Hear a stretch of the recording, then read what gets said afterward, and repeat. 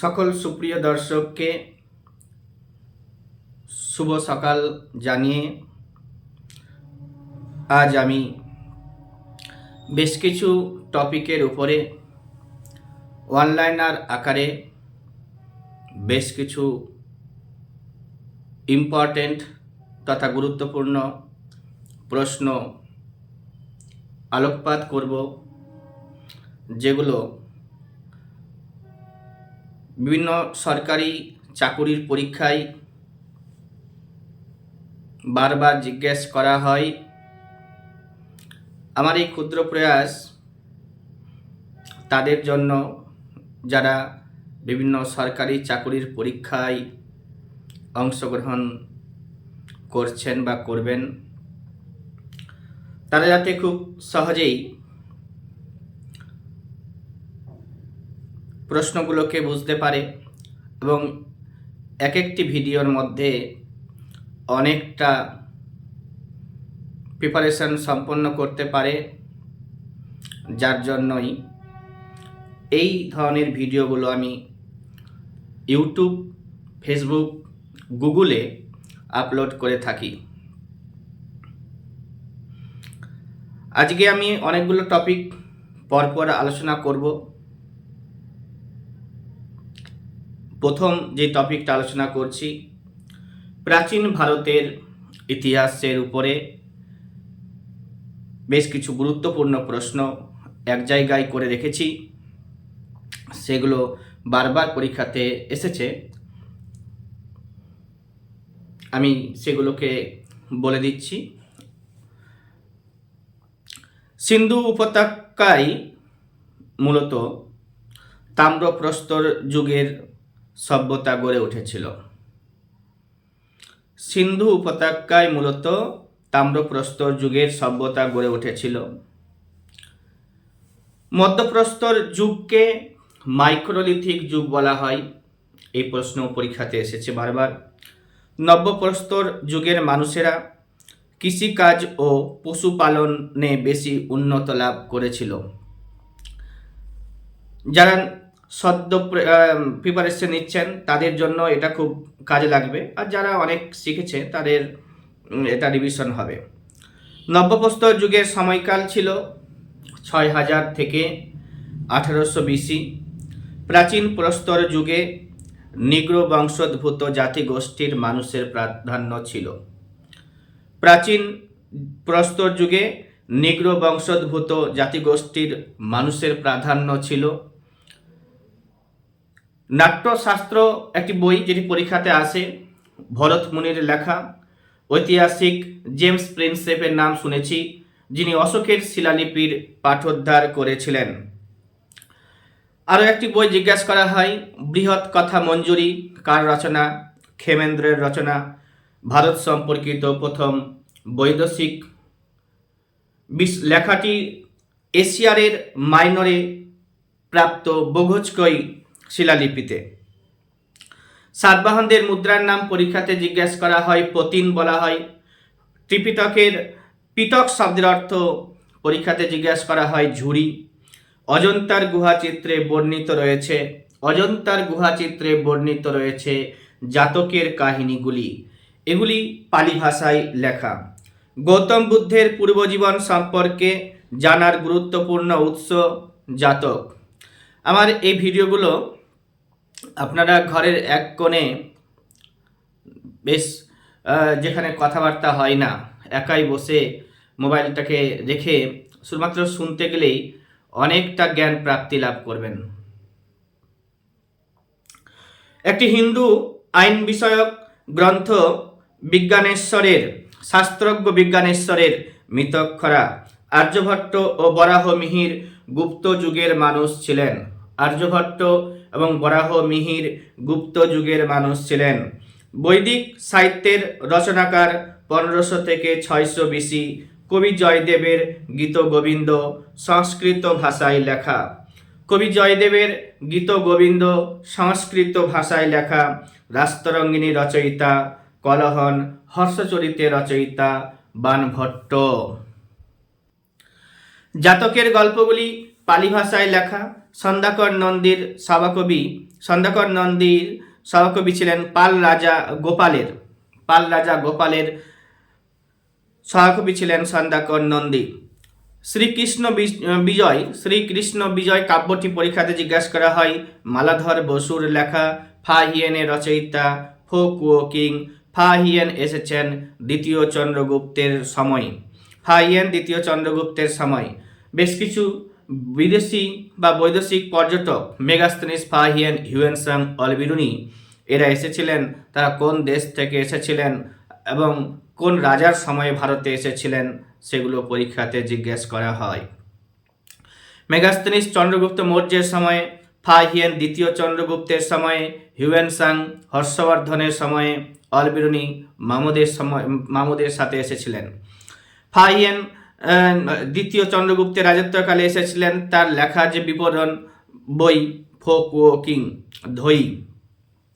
লক্ষণ সেনের আমলে এসেছিলেন বা ছিলেন। লক্ষণ সেনের সমসাময়িক ছিলেন।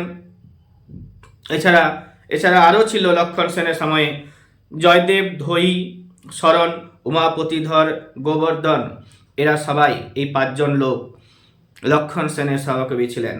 কলহনের রাস্তরঙ্গিনী জম্মু কাশ্মীরের ঐতিহাসিক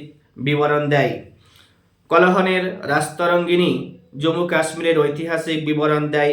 চরক কোন রাজার ডাক্তার ছিলেন পরীক্ষাতে জিজ্ঞাসা করা হয়। চরক কনিষ্কের ডাক্তার ছিলেন। চরক কোন রাজার ডাক্তার ছিলেন? কোর্ট ফিজিশিয়ান বলি, এটা কনিষ্কের।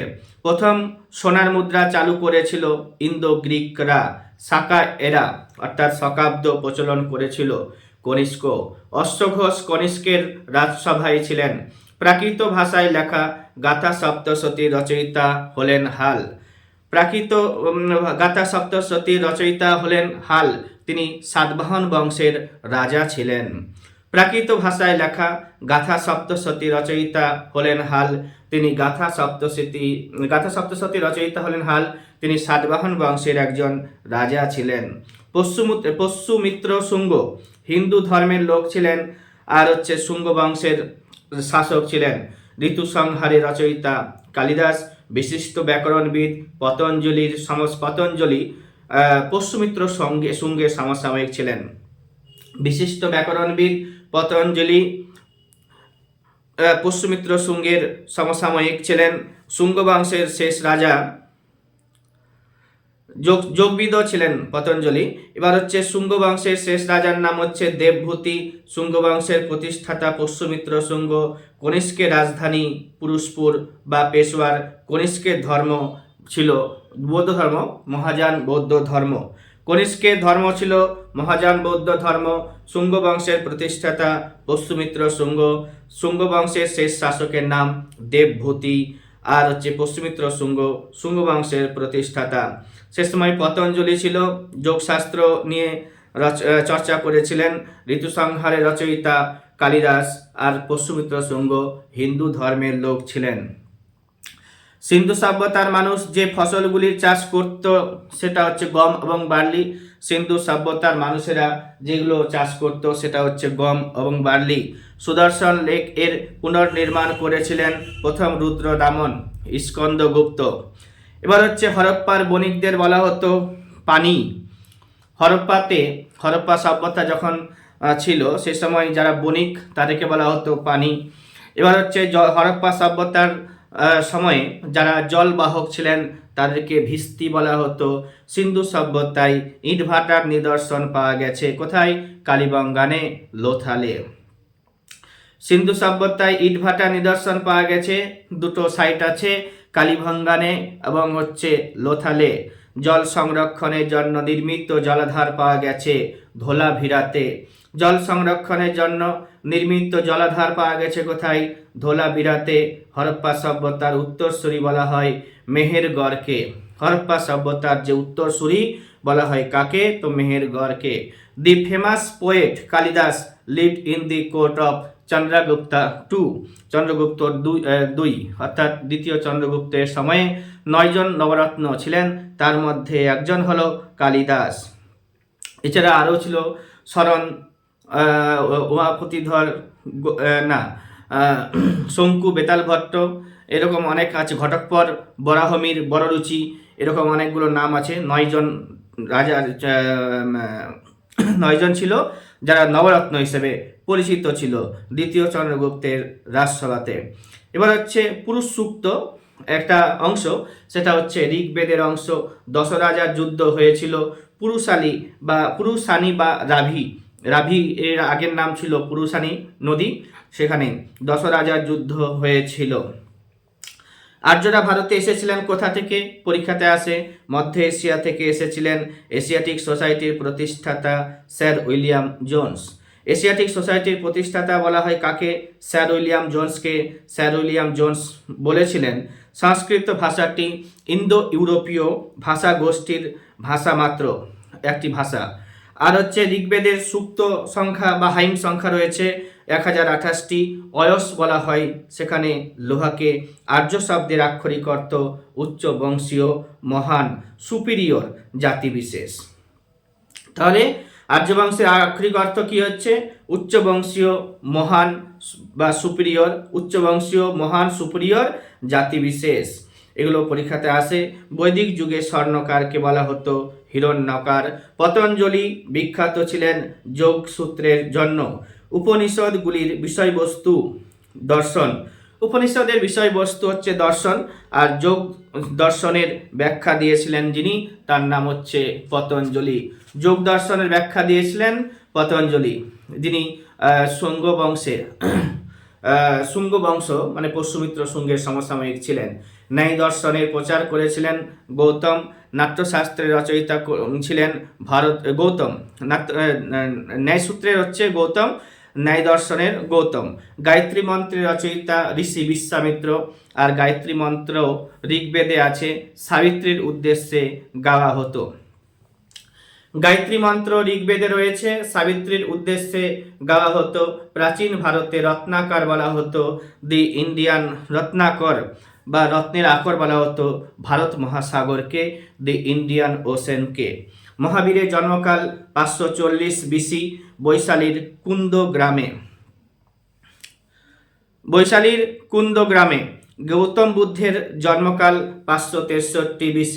গৌতম বুদ্ধের জন্মকাল 563 BC। বুদ্ধদেবের অন্যান্য নামগুলোর জানতে হবে।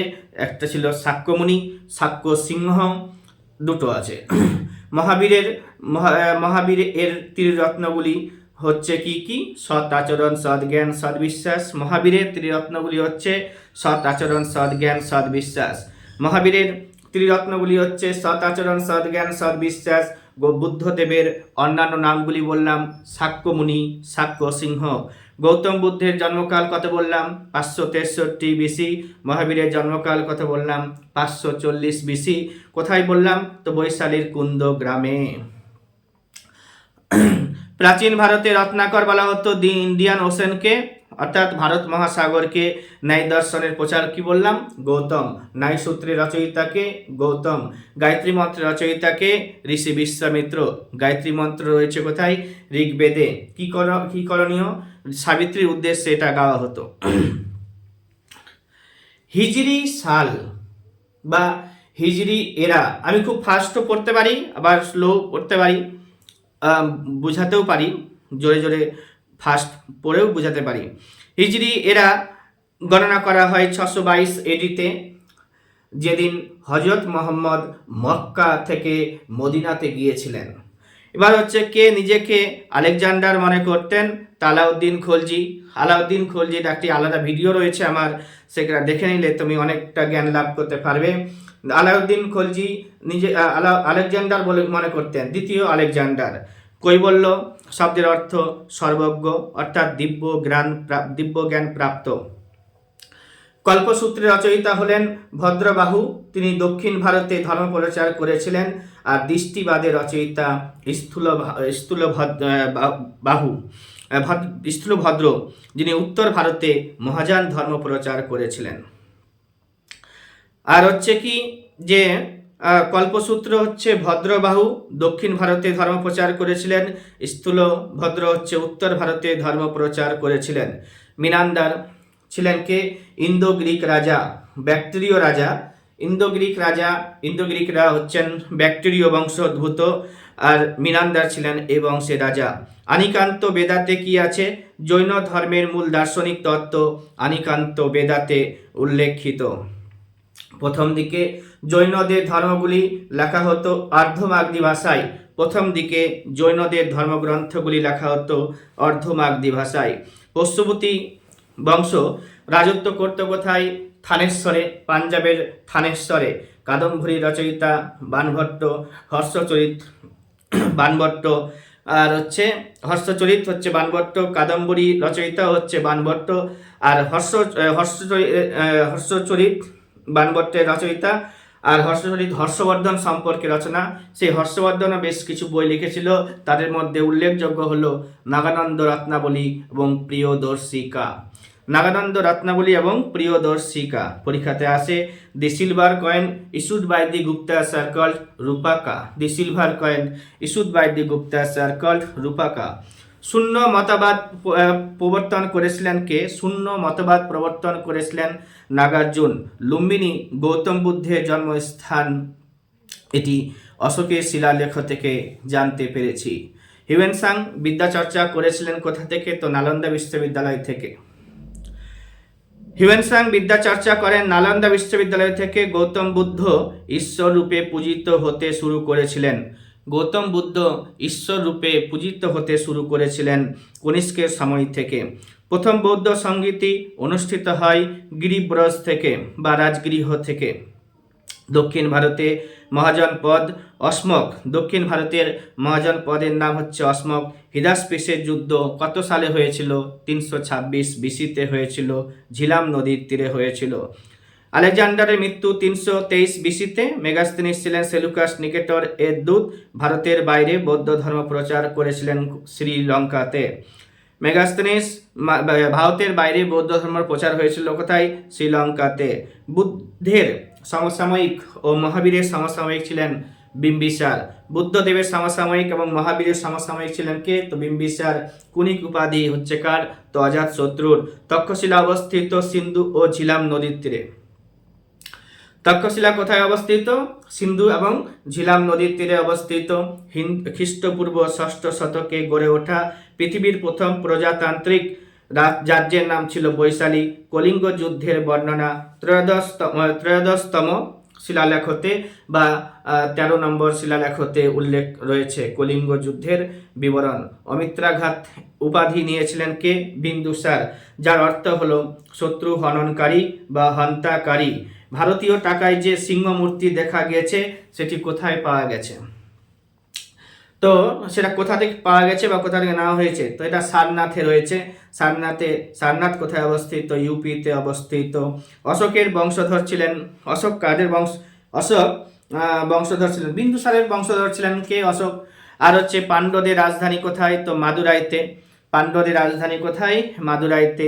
পাণ্ড্যদের সর্বশ্রেষ্ঠ রাজা নেদুন জেলিয়ান। পাণ্ড্যদের রাজধানী হচ্ছে কোথায়? মাদুরাইতে। আর হচ্ছে নেদুন জেলিয়ান।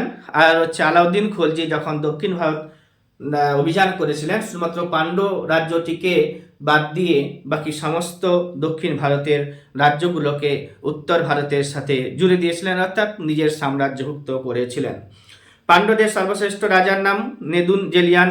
দক্ষিণ ভারতে চোল, চের, পাণ্ড্য রাজ্যের মধ্যে পাণ্ড্যরাই ছিলেন সর্বপ্রাচীন।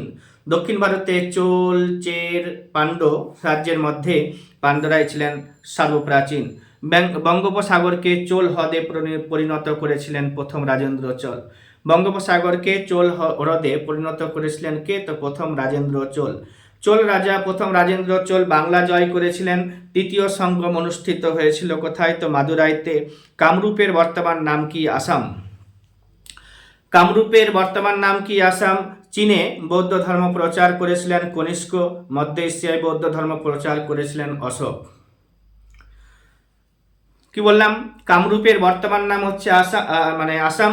আর চীনে বৌদ্ধ ধর্ম প্রচার করেছিলেন কে? কনিষ্ক। মধ্য এশিয়ায় বৌদ্ধ ধর্ম প্রচার করেছিলেন কে? অশোক। আর হচ্ছে কি দেবগিরি বা দৌলতাবাদ, এটা কোথায় অবস্থিত? যেটাকে আলাউদ্দিন খলজি দখল করেছিল, সেটা হচ্ছে মহারাষ্ট্রতে অবস্থিত। এগুলো বললাম, আরো বলছি।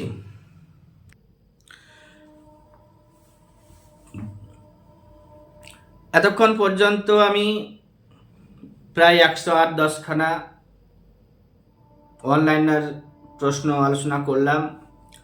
আরও বেশ কিছু রয়েছে যেটাকে ন্যাশনাল অ্যানসিয়েন্টের উপর আলোচনা করলাম, আর বেশ কিছু লিখেছি যেটা হচ্ছে মডার্নের উপরে আছে, এটাও শুনে নেবে। প্রথম ব্রাহ্ম সমাজ স্থাপন হয়েছিল জায়গার নাম জিজ্ঞেস করে বাংলায়। মূলাশঙ্কর নামে পরিচিত ছিলেন স্বামী দয়ানন্দ সরস্বতী, তিনি শুদ্ধি আন্দোলন করেছিলেন। তার একজন শিষ্য লালা হংসরাজ, তিনি দয়ানন্দ ইঙ্গ বৈদিক কলেজ স্থাপন করেছিলেন। হিন্দু কলেজ 1817 খ্রিস্টাব্দে পরীক্ষাতে আসে, প্রতিষ্ঠা করেছিলেন রাজা রামমোহন রায়। সাথে ছিলেন Radhakanta Deb, David Hare, sir Edward Hyde. One religion, one caste, one God for mankind কে বলেছিলেন? Shri Narayana Guru. One religion, one caste, one God for mankind Shri Narayana Guru বলেছিলেন। দাক্ষিণাত্য শিক্ষা সমাজ, ডেকান এডুকেশনাল সোসাইটি প্রতিষ্ঠা করেছিলেন মহাদেব গোবিন্দ রানাডে। ভারতের প্রথম বিশ্ববিদ্যালয় কোথায় স্থাপিত হয়েছিল? ভারতের প্রথম বিশ্ববিদ্যালয় কলকাতা বিশ্ববিদ্যালয়। পাকিস্তান কথাটি প্রথম ইনভেন্টেড করেছিলেন চৌধুরী রহমত আলী। পাকিস্তান কথা তৈরি করেছিলেন চৌধুরী রহমত আলী। ইতিহাসের ন্যাশনাল মুভমেন্টের উপরে যখন এই টপিকটা আলোচনা করব, ডিটেলসে আলোচনা হবে। পাকিস্তান কথাটি প্রথম বলেছিলেন স্যার মোহাম্মদ ইকবাল, আর সার্ভেন্টস অফ ইন্ডিয়া সোসাইটি প্রতিষ্ঠা করেছিলেন গোপাল কৃষ্ণ গোখলে। পাকিস্তানের প্রথম প্রধানমন্ত্রীর নাম লিয়াকত আলী খাঁ। পাকিস্তানের প্রথম গভর্নর জেনারেলের নাম ছিল মোহাম্মদ আলী জিন্না। খোদাই খিদমতগার রচনা করেছিলেন বা গঠন করেছিলেন খান আব্দুল গফফর খান 1929 খ্রিস্টাব্দে। অভিনব ভারত প্রতিষ্ঠা করেছিলেন Vinayak Damodar Savarkar. Prophet of modern India বলা হয় রাজা রামমোহন রায়কে, অর্থাৎ ভারতের আধুনিক মানুষ বলা হয় রাজা রামমোহন রায়কে। Who had sown the seed of Muslim communalism? Sir Syed Ahmed Khan Muslim এর বীজ বপন করেছিলেন। কিসের? তো মুসলিম কমিউনালিজম এর বীজ বপন করেছিলেন। তিলক বলেছিলেন স্বরাজ আমার জন্মগত অধিকার, তা আমি অর্জন করবই। কবে বলেছিলেন? 1916 খ্রিস্টাব্দে। এবার হচ্ছে সুরাট সেশন, যেটা হয়েছিল ইন্ডিয়ান ন্যাশনাল কংগ্রেসের যে সুরাট সেশন হয়েছিল, সেখানে সভাপতিত্ব করেছিল কে? রাসবিহারী ঘোষ। আরেকজন রাসবিহারী বোস আছেন, তার ইতিহাস আমি বলবো।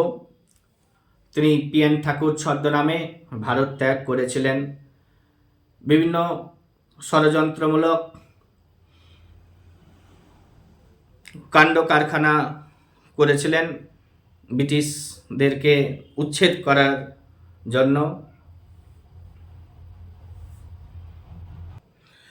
এছাড়া আরও অনলাইনার প্রশ্ন বিভিন্ন সাবজেক্টের উপরে, তো যেগুলো ইম্পর্টেন্ট বারবার জিজ্ঞেস করে, না পড়লেই নয়, সেগুলোই আমি আলোচনা করব। ইলেকশন কমিশন আমি বিভিন্নভাবে ভিডিও করি, কখনো টপিক ওয়াইজ করি, কখনো তোমার হচ্ছে সাবজেক্ট ওয়াইজ করি। কারেন্ট অ্যাফেয়ার্সের জন্য আলাদা ভিডিও থাকে। বোর্ডে লেখা আছে স্ট্যাটিক জিকের উপরে, তার জন্য ভিডিও আপলোড করা হয়েছে। ম্যাথের উপরেও ভিডিও আপলোড করব, আমার বেশ কিছু কাজ আছে করে নিই। তারপরে ধীরে ধীরে একের পরে এক ভিডিও আমার ইউটিউব চ্যানেলে পাবে। তোমরা সাবস্ক্রাইব করে রাখতেই পারো, মানে নিজের কাছে নোটিফিকেশান সময় মতো পৌঁছে যাওয়ার জন্য। তো এখানে আমি বলবো যে ইলেকশন কমিশন 324 নম্বর ধারাতে উল্লেখ করা হয়েছে। বেশ কিছু ধারা আমি প্রতিদিনই আলোচনা করি, 2-4টা করে ধারা প্রতিদিন পড়তে থাকতে গেলে মানে আর্টিকেলগুলোকে পরীক্ষার খাতায় উত্তর করতে অসুবিধা হয় না। তবে এখানে কি ইলেকশন কমিশন, যেটা 324 নম্বর আর্টিকেলে বলা হয়েছে, আমরা প্রতিদিনই একটু একটু করে দেখে নিই, মনে করি, কখনো ভাবি যে এটা ওখানে ছিল। ফাইন্যান্স কমিশন বা অর্থ কমিশন গঠন করা হয় 280 নম্বর ধারাতে। ন্যাশনাল কমিশন ফর এসসি 338 নম্বর ধারাতে উল্লেখ করা হয়েছে। ক্যাট সম্পর্কে গতকালকের ভিডিওতে আলোচনা করা হয়েছে, 148 থেকে 151 নম্বর ধারা বলা হয়েছে। অ্যাটর্নি জেনারেল সম্পর্কে আলোচনা করা হয়েছে, আর্টিকেল নাম্বার 76। তিনি হলেন ভারত সরকারের সর্বোচ্চ আইনি আধিকারিক। রাষ্ট্রপতি তাকে অ্যাপয়েন্ট করে এবং রাষ্ট্রপতি চাইলে তাকে অ্যাট এনি টাইম রিমুভ করতেও পারে।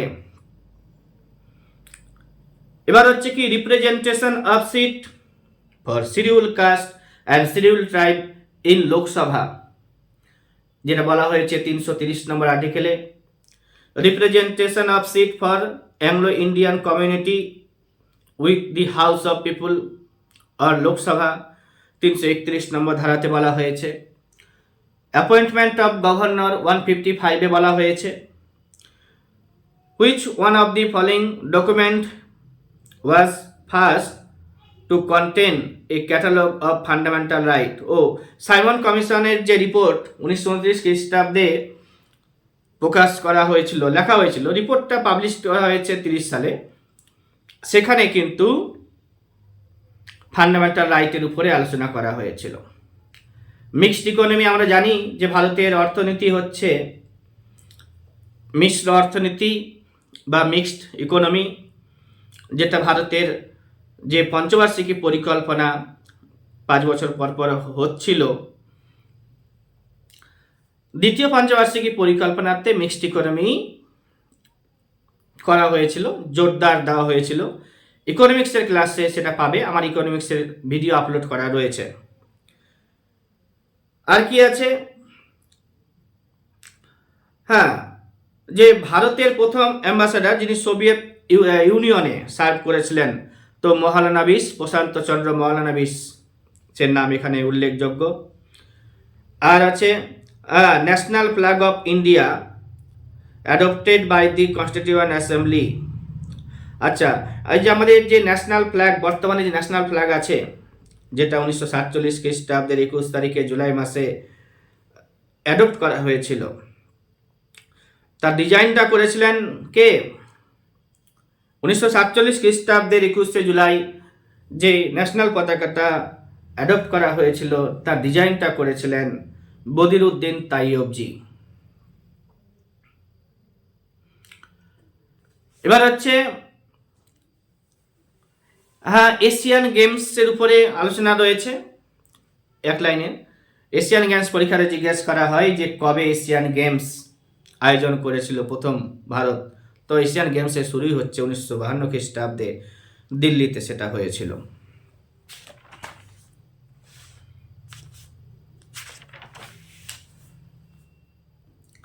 আর একটু বলবো, টিপু সুলতানকে পরাজিত করেছিলেন হিস্টোরি অফ ইন্ডিয়ান ন্যাশনাল মুভমেন্টের উপরে। টিপু সুলতানকে পরাজিত করেছিলেন লর্ড ওয়েলেসলি 1799 খ্রিস্টাব্দে চতুর্থ ইঙ্গ মহীশূর যুদ্ধে। তারপরে টিপু সুলতান মারা গেলেন। কার শাসনকালে গুরু নানক শিখ ধর্ম প্রতিষ্ঠা করেছিলেন? গুরু নানক শিখ ধর্ম প্রতিষ্ঠা করেছিলেন সিকান্দার লোদির সময়ে।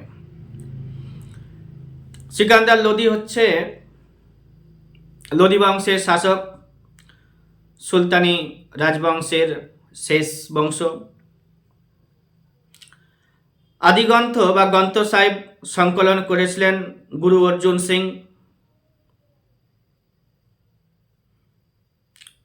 খালসা প্রতিষ্ঠা করেছিলেন গুরু গোবিন্দ সিং। সূর্যাস্ত আইন প্রবর্তন করেছিলেন লর্ড কর্নওয়ালিস।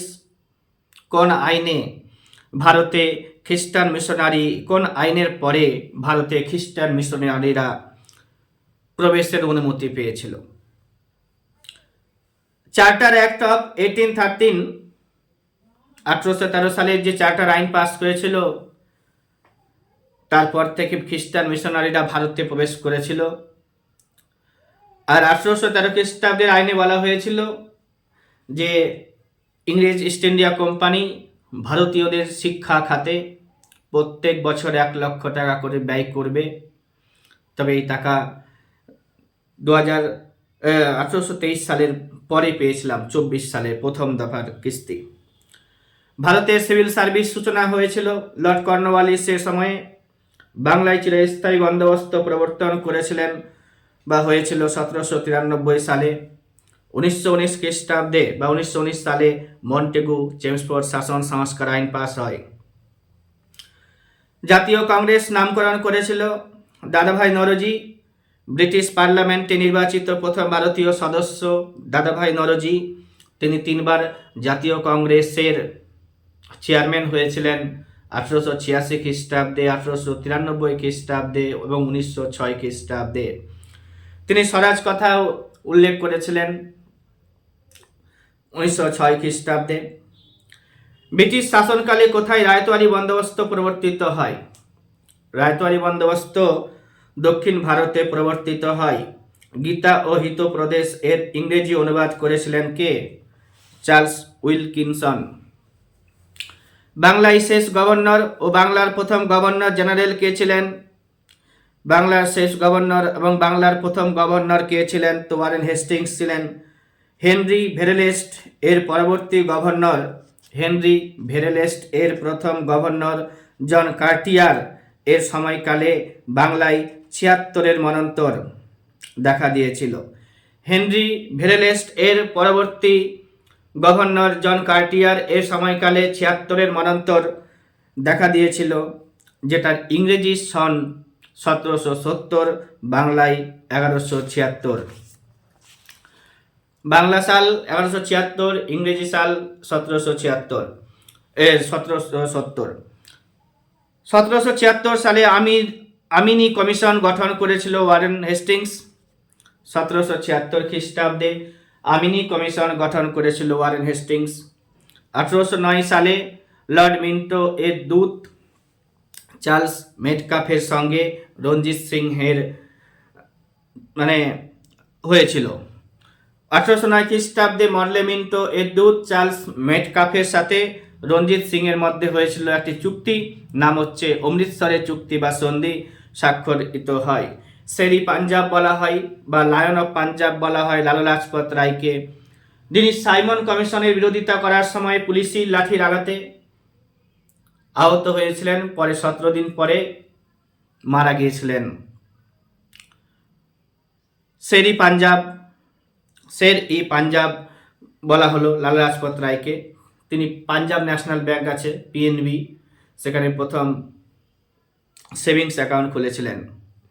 1920 খ্রিস্টাব্দে all India trade union Congress AITUC এর প্রথম চেয়ারম্যান ছিলেন লালা লাজপত রায়। আর 1928 সালে সাইমন কমিশনের বিরোধিতা করতে গিয়ে তো মারা গেলেন বললাম।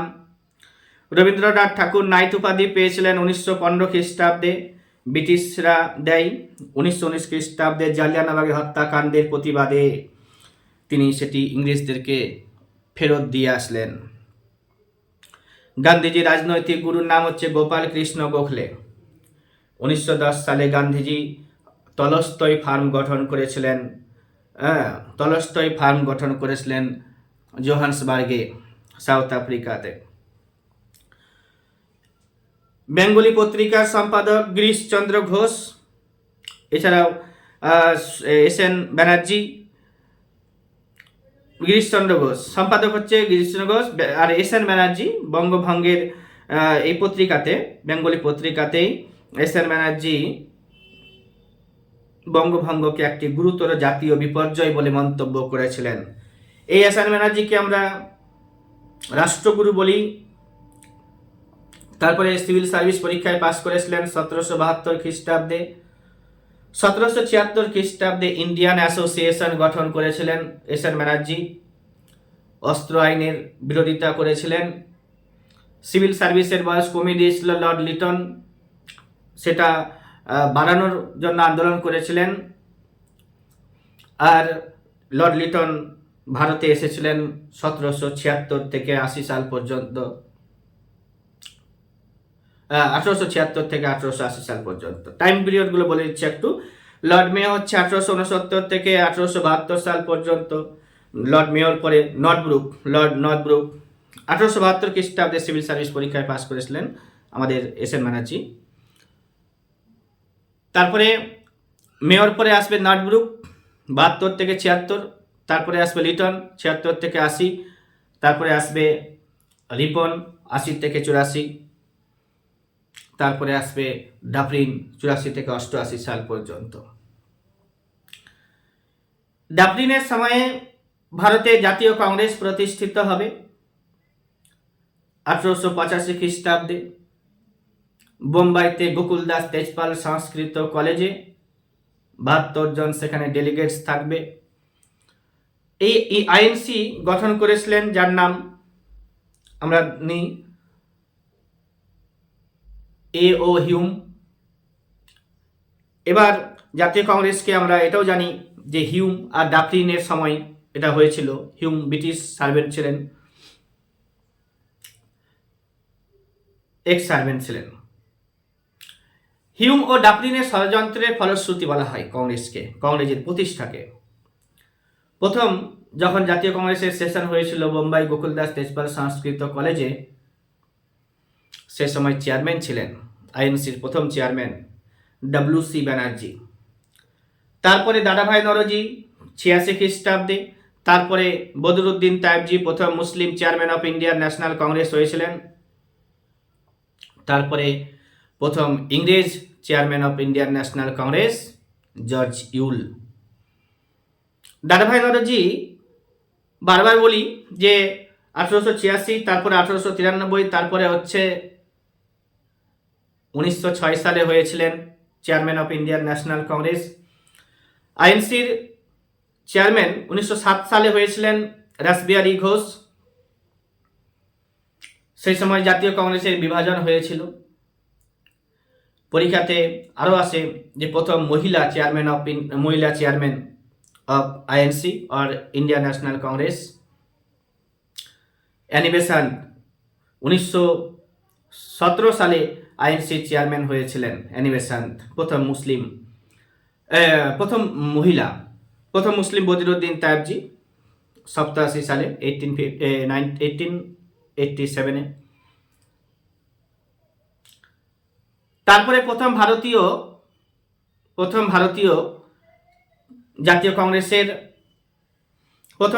জাতীয় কংগ্রেসের মহিলা চেয়ারম্যান সরোজিনী নাইডু 1925 খ্রিস্টাব্দে কানপুর সেশনে, যাকে ভারতের নাইটিঙ্গেল বলা হয়, কোকিলা। তিনি পরবর্তীতে প্রথম মহিলা রাজ্যপাল হয়েছিলেন। প্রশ্ন হয় ভারতের কোন একটি রাজ্যের প্রথম মহিলা রাজ্যপালের নাম সরোজিনী নাইডু। আর প্রথম চিফ মিনিস্টার, মুখ্যমন্ত্রী সুচেতা কৃপালনী। এই সুচেতা কৃপালনী হচ্ছেন আচার্য জে.বি. কৃপালনী এর ওয়াইফ। আচার্য জে.বি. কৃপালনীও একবার ভারতের জাতীয় কংগ্রেসের চেয়ারম্যান হয়েছিলেন। কবে? যখন ভারত স্বাধীনতা লাভ করেছিল 46 সালে এর অধিবেশনের সময়ে নির্বাচিত হয়েছিলেন। 47 সালে তিনি জাতীয় কংগ্রেসের চেয়ারম্যান ছিলেন। সেই সময় ভারত স্বাধীনতা লাভ করেছিল।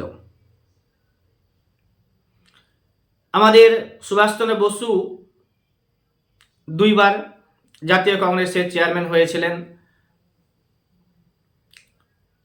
1939 খ্রিস্টাব্দে এবং 1938 খ্রিস্টাব্দে। 1938 খ্রিস্টাব্দে হরিপুরাতে হয়েছিলেন এবং 1939 খ্রিস্টাব্দে ত্রিপুরী সেশনে হয়েছিলেন। পট্টবী সীতারামাইয়াকে হারিয়ে তিনি জাতীয় কংগ্রেসের চেয়ারম্যান হয়েছিলেন। জওহরলাল নেহরু 3 বার হয়েছিল। 1929 খ্রিস্টাব্দে লাহোর সেশনে পূর্ণ স্বরাজের দাবি তুলেছিলেন। এরপরে 1936 সালে এবং 37 সালে পরপর 2 বার জাতীয় কংগ্রেসের চেয়ারম্যান হয়েছিলেন জওহরলাল নেহরু। এরকম ইনফরমেশন বেসড অনেক ভিডিও তোমরা পাবে, দেখবে। আমার প্রত্যেকটা ভিডিওতে আমি আলতু ফালতু জিনিস পড়িও না, মনেও রাখি না। বেশ কিছু প্রশ্ন আছে আমি কখনোই পারবো না, ভুলে যাই, থাকে না মনে। আবার যেগুলো আমি গঠনমূলক সেগুলো আমি ভিডিও আকারে দিচ্ছি। তবে বেশ কিছু ছোটোখাটো পরীক্ষা হয় যেগুলোতে উল্টো পাল্টা প্রশ্ন হয়, যার জন্য আমি 2-4 দিন আলাদাভাবে পড়াশোনা করে বোর্ডে লিখে দিয়ে সেটা আমি তোমাদেরকে বলেও দিই। আচ্ছা, এই যে আলোচনা চলতেই থাকবে। সন্ধ্যা পত্রিকা, আমাদের এস.এন. ব্যানার্জি, সন্ধ্যা পত্রিকার সম্পাদক হচ্ছে ব্রহ্ম বন্দ্যোপাধ্যায়, ভুল বললাম। এবার হচ্ছে যে এস.এন. ব্যানার্জি সন্ধ্যা পত্রিকার সম্পাদক ব্রহ্ম বন্দ্যোপাধ্যায়, আর এস.এন. ব্যানার্জি বঙ্গভঙ্গকে তো বললাম একটি গুরুত্বর জাতীয় বিপর্যয় বলেছিলেন। Bengal united is a power, Bengal divided will pull several different ways, কে বলেছিলেন? Herbert Risley. বঙ্গভঙ্গ করা হয়েছিল 1905 খ্রিস্টাব্দে 16 তারিখে অক্টোবর মাসে। সার্ভেন্টস অফ ইন্ডিয়া সোসাইটি 1905 খ্রিস্টাব্দে, সার্ভেন্টস অফ ইন্ডিয়া সোসাইটি 1905 খ্রিস্টাব্দে গোপাল কৃষ্ণ গোখলে গঠন করেছিলেন। রাষ্ট্রগুরু বলা হয় এস.এন. ব্যানার্জিকে। The practice of sati was declared illegal by Lord William Bentinck. এটা একটা ভালো কাজ যেটা লর্ড উইলিয়াম বেন্টিং করেছিলেন 1829 খ্রিস্টাব্দে। রাজা রামমোহন রায় এর নাম এখানে যুক্ত, তিনি সুপারিশ করেছিলেন। তালিকোটারের যুদ্ধ 1565 খ্রিস্টাব্দে, তালিকোটারের যুদ্ধ 1565 খ্রিস্টাব্দে স্বরাজ কথাটি প্রথম উচ্চারিত হয় দাদাভাই নওরোজির সময়ে। বাংলার মাটি বাংলার জল, রবীন্দ্রনাথ ঠাকুরের গান। সঞ্জীবনী পত্রিকা, কৃষ্ণকুমার মিত্র ছিলেন সম্পাদক। এই পত্রিকাতে প্রথম 1905 খ্রিস্টাব্দে 13 তারিখে জুলাই মাসে সম্পাদকীয়তে বিলাতি পণ্য বর্জনের মাধ্যমে ব্রিটিশদের বিরুদ্ধে অর্থনৈতিক অবরোধ গড়ে তোলার আহ্বান জানানো হয়েছিল। কোন পত্রিকায় প্রথম বঙ্গভঙ্গের বিরুদ্ধে প্রতিবাদ জানানো হয়েছিল? কোন পত্রিকায় প্রথম বঙ্গভঙ্গের বিরুদ্ধে প্রতিবাদ জানানো হয়েছিল? সঞ্জীবনী পত্রিকাতে প্রথম প্রতিবাদ জানানো হয়েছিল বঙ্গভঙ্গের বিরুদ্ধে। ভারতের প্রথম গণ আন্দোলন বঙ্গভঙ্গ বিরোধী আন্দোলন। ভারতের প্রথম গণ আন্দোলন বঙ্গভঙ্গ বিরোধী আন্দোলন। সারা হিন্দুস্তান মে জ্বালামুখী ফুটেগি, এস.এন. ব্যানার্জি বলেছিলেন 1905 খ্রিস্টাব্দে 16 তারিখে অক্টোবর মাসে রামেন্দ্র সুন্দর ত্রিবেদীর আহ্বানে। 1905 খ্রিস্টাব্দে 16 তারিখে অক্টোবর মাসে রামেন্দ্র সুন্দর ত্রিবেদীর আহ্বানে সারা বাংলায় অরন্ধন পালিত হয়। দ্য টাইমস পত্রিকার সম্পাদক ভ্যালেন্টাইন চিরল এর গ্রন্থ ইন্ডিয়ান আনরেস্ট। অত্যন্ত কৌতূহল উদ্দীপক এই গ্রন্থে তিনি বালগঙ্গাধর তিলককে ইন্ডিয়ান আনরেস্ট বা ভারতের অস্থিরতার জনক বলেছেন। কার্লাইল সার্কুলার জারি করা হয় 1905 খ্রিস্টাব্দে। কার্লাইল সার্কুলার জারি করা হয় 1905 খ্রিস্টাব্দে 10 তারিখে অক্টোবর মাসে। বন্দে মাতরম পত্রিকার সম্পাদক বঙ্কিমচন্দ্র চট্টোপাধ্যায়, যুগান্তর পত্রিকার সম্পাদক বারীন্দ্র কুমার ঘোষ ও ভূপেন্দ্রনাথ দত্ত। বন্দে মাতরম এটি ছিল ইংরেজি দৈনিক পত্রিকা। বন্দে মাতরম এটি ছিল ইংরেজি দৈনিক পত্রিকা। 1906 সালের অক্টোবর মাসে এটি প্রথম প্রকাশিত হয়। লন্ডন থেকে এটি প্রকাশিত হয়। অরবিন্দ ঘোষ ইহার সম্পাদক ছিলেন। এটি ছিল ইংরেজি দৈনিক পত্রিকা। 1906 খ্রিস্টাব্দের অক্টোবর মাসে এটি প্রথম প্রকাশিত হয় লন্ডন এর থেকে এটি প্রকাশিত হয়। অরবিন্দ ঘোষ ইহার সম্পাদক ছিলেন। বঙ্গভঙ্গ একটি মীমাংসিত ঘটনা, স্যাটেল ফ্যাক্ট, এই কথা বলেছিলেন কার্জন। এই বঙ্গভঙ্গ রদ এর কথা ঘোষণা করা হয়। এই রদ এর কথা ঘোষণা করেন যে তার নাম হচ্ছে ইংল্যান্ডের রাজা পঞ্চম জর্জ। ইংল্যান্ডের রাজা পঞ্চম জর্জ 1920 খ্রিস্টাব্দে এস.এন. ব্যানার্জিকে, রাষ্ট্রগুরু সুরেন্দ্রনাথ বন্দ্যোপাধ্যায় স্যাটেল ফ্যাক্টকে আনস্যাটেল করতে চেয়েছিলেন। 1920 খ্রিস্টাব্দে এস.এন. ব্যানার্জিকে স্যার উপাধি দেওয়া হয়েছিল। 1920 খ্রিস্টাব্দে এস এন ব্যানার্জিকে স্যার উপাধি দেওয়া হয়েছিল। এস এন ব্যানার্জি 1876 খ্রিস্টাব্দে ভারত সভা প্রতিষ্ঠা করেছিলেন। এস এন ব্যানার্জি 1876 খ্রিস্টাব্দে ভারত সভা প্রতিষ্ঠা করেছিলেন। দয়ানন্দ ইঙ্গ বৈদিক কলেজ গঠন করেছিলেন। লালা হংসরাজ তিনি স্বামী দয়ানন্দ সরস্বতী এর শিষ্য ছিলেন। বাংলার বার্ক বলা হয় কাকে? বিপিন চন্দ্র পালকে। বিপিন চন্দ্র পালকে বাংলার বার্ক বলা হয়। নিউ ইন্ডিয়া পত্রিকার সম্পাদক অরবিন্দ ঘোষ। কে বিপিন চন্দ্র পালকে the prophet of a great political creed বলেছেন? The prophet of a great political creed বলেছিলেন অরবিন্দ ঘোষ। আর প্যাসিভ রেসিস্ট্যান্স নিষ্ক্রিয় প্রতিরোধ এর আদর্শে বিশ্বাসী ছিলেন অরবিন্দ ঘোষ। দেশবন্ধু চিত্তরঞ্জন দাস জাতীয়তাবাদের দার্শনিক ও স্বদেশিকতার কবি বলেছেন। দেশবন্ধু চিত্তরঞ্জন দাসকে জাতীয়তাবাদের দার্শনিক স্বদেশিকতার কবি বলেছেন কে? ঋষি অরবিন্দ ঘোষ। আলিপুর ব্যোমকেশ করা হয় 1908 খ্রিস্টাব্দে। এই মামলায় অরবিন্দ ঘোষ যুক্ত ছিলেন। এই মামলায় চিত্তরঞ্জন দাস অরবিন্দ ঘোষকে আইনি সমর্থন করেছিলেন এবং তাকে মুক্ত করেছিলেন। ডিভাইন লাইফ স্বামী সহজানন্দ। ডিভাইন লাইফ হচ্ছে স্বামী সহজানন্দ, আর তিলক লাইফ ডিভাইন হচ্ছে অরবিন্দ ঘোষ, আর ডিভাইন লাইফ একটা আছে দান্তে অলিঘিয়েরি।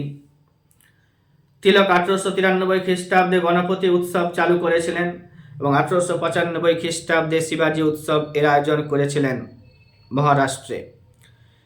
গান্ধীজি যে কাইজার হিন্দ স্বর্ণপদক পেয়েছিলেন সেটা জালিয়ানওয়ালাবাগের হত্যাকাণ্ডের প্রতিবাদে ইংরেজদেরকে ফেরত দিয়েছিলেন। রবীন্দ্রনাথ ঠাকুর নাইট উপাধি ফেরত দিয়েছিলেন, আর গান্ধীজি কাইজার হিন্দ স্বর্ণপদক ফিরিয়ে দিয়েছিলেন। চৌরি চৌরার ঘটনা কোন আন্দোলনের সাথে যুক্ত? পরীক্ষাতে আসে। অসহযোগ আন্দোলনের সাথে যুক্ত। যুগান্তর দল 1905 সালে। যুগান্তর দল 1905 সালে গঠন করা হয়েছিল। আর কি পড়ব? আমি লর্ড ওয়েলেসলি সম্পর্কে বেশ কয়েকজন ভাইসরয় এর উপরে যেগুলো পরীক্ষাতে মানে ভোলা যাবে না সেগুলো বলছি। লর্ড ওয়েলেসলি সম্পর্কে বলছি। তিনি অধীনতামূলক মিত্রতা নীতি প্রবর্তন করেছিলেন। 1798 খ্রিস্টাব্দে লর্ড ওয়েলেসলি অধীনতামূলক মিত্রতা নীতি প্রবর্তন করেছিলেন। 1799 খ্রিস্টাব্দে চতুর্থ ইঙ্গ মহীশূর যুদ্ধ চলাকালে টিপু সুলতান মারা যান। 1799 খ্রিস্টাব্দে চতুর্থ ইঙ্গ মহীশূর যুদ্ধে টিপু সুলতান মারা যান। তিনি 1799 খ্রিস্টাব্দে সেন্সরশিপ অফ প্রেস অ্যাক্ট চালু করেছিলেন। 1799 খ্রিস্টাব্দে সেন্সরশিপ অফ প্রেস অ্যাক্ট চালু করেছিলেন। তিনি কলকাতায় ফোর্ট উইলিয়াম কলেজ 1800 খ্রিস্টাব্দে প্রতিষ্ঠা করেছিলেন সিভিল সার্ভেন্টদের প্রশিক্ষণ দেওয়ার জন্য। 1802 খ্রিস্টাব্দে পেশওয়া দ্বিতীয় বাজিরাওকে বেসিনের চুক্তি স্বাক্ষরের মাধ্যমে অধীনতামূলক মিত্রতা নীতি গ্রহণ করতে বাধ্য করেন। লর্ড কর্নওয়ালিস 1805 খ্রিস্টাব্দে কি করেছিলেন? তাকে আরো একবার ক্ষমতায় আনা হয়েছিল, কিন্তু শীঘ্রই তার মৃত্যু হয়েছিল। লর্ড কর্নওয়ালিস দুইবার ভারতে এসেছিলেন। স্যার জর্জ বার্লো 1805 থেকে 1807 তার শাসনকালে অন্যতম গুরুত্বপূর্ণ ঘটনা 1806 খ্রিস্টাব্দে ভেলোরের বিদ্রোহ হয়েছিল জর্জ বার্লো এর সময়। 1805 খ্রিস্টাব্দে এই বিদ্রোহে ভারতীয় সেনারা অনেক ইংরেজকে হত্যা করেছিলেন। ইংরেজ কর্তা যারা ছিল হত্যা করেছিলেন। দ্বিতীয় ইঙ্গ মারাঠা যুদ্ধ শুরু হয়েছিল 1803 থেকে 5 সাল পর্যন্ত। এই যুদ্ধের উপরে ইংরেজদের সাথে যে সমস্ত যুদ্ধগুলো হয়েছিল বা ফ্রেঞ্চদের সাথে বা আরো যে সমস্ত যুদ্ধ 1757 পর থেকে হয়েছিল সেগুলো আমি একটা ভিডিওতে দেব। লর্ড মিন্টো 1 1860 খ্রিস্টাব্দে এই টাইম পিরিয়ড হচ্ছে 1807 থেকে 1813 সাল পর্যন্ত। 1808 থেকে 7 থেকে 13। তো 1808 খ্রিস্টাব্দে ত্রিবাঙ্কুরের বিদ্রোহ হয়েছিল। ত্রিবাঙ্কুর এর বর্তমান নাম কেরল। 1809 খ্রিস্টাব্দে কেরালাতে একটা বিদ্রোহ হয়েছিল, অর্থাৎ ত্রিবাঙ্কুরের বিদ্রোহ। 1808 খ্রিস্টাব্দে লর্ড মিন্টো এর সময়ে। আরেকজন মিন্টো আসবে, মরলে তো ভারত সচিব ছিল মিন্টো। 1909 খ্রিস্টাব্দ, 6 থেকে 9। 1809 খ্রিস্টাব্দে লর্ড মিন্টোর দূত চার্লস মেটকাফের সঙ্গে রঞ্জিত সিংয়ের অমৃতসরের সন্ধি স্বাক্ষরিত হয়। মিন্টো চার্লস মেটকাফের সঙ্গে রঞ্জিত সিংয়ের কোর্টে গিয়েছিলেন। মিন্টো চার্লস মেটকাফের সাথে রঞ্জিত সিংয়ের কোর্টে গিয়েছিলেন। তার সময়ে সিন্ধু প্রদেশ ও পারস্যে মৈত্রী মিশন পাঠানো হয়েছিল। সিন্ধু অঞ্চলে বা সিন্ধু প্রদেশে, আর হচ্ছে পারস্য, বর্তমান নাম ইরান, সেখানে মিন্টোর কি পাঠানো হয়েছিল? দূত পাঠানো হয়েছিল, মৈত্রী মিশন পাঠানো হয়েছিল। এবং আফগানিস্তানের শাসক শাহ সুজার সাথে মৈত্রী চুক্তি স্বাক্ষরিত হয়। আফগানিস্তানের শাসক এই মিন্টোর সময়ে যে ছিল তার সাথে মৈত্রী চুক্তি স্বাক্ষরিত হয়। 1813 খ্রিস্টাব্দে সনদ আইন বা চার্টার অ্যাক্ট পাস হয়েছিল তার সময়ে।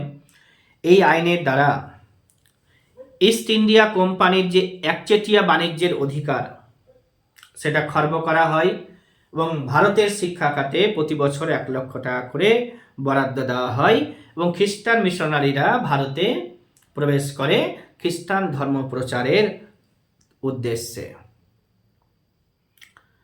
মিন্টোর পরে লর্ড হেস্টিংস আসবে 1813 থেকে 23। লর্ড হেস্টিংস তিনি ভারতীয়দের উচ্চ পদে নিয়োগ করেন। তিনি ভার্নাকুলার নিউজ পেপার, সমাচার পত্রিকা প্রকাশ করেছিলেন। তিনি 1818 খ্রিস্টাব্দ থেকে এটা হচ্ছিল। তো তিনি প্রথম ভার্নাকুলার নিউজ পেপার অর্থাৎ সমাচার পত্রিকা প্রকাশ করেন। তিনি যুদ্ধ ও হস্তক্ষেপ নীতি গ্রহণ করেন। 1814-15 খ্রিস্টাব্দে নেপাল যুদ্ধে, এই যে সগলি যুদ্ধ, তো ইঙ্গো নেপাল যুদ্ধে গোর্খাদের পরাজিত করেন এবং 1816 খ্রিস্টাব্দে গোর্খা নেতা অমর সিংহের সাথে সগৌলি চুক্তি স্বাক্ষর করেন। 1817 খ্রিস্টাব্দে পেশওয়াদের সঙ্গে পুনা চুক্তি স্বাক্ষরিত হয়।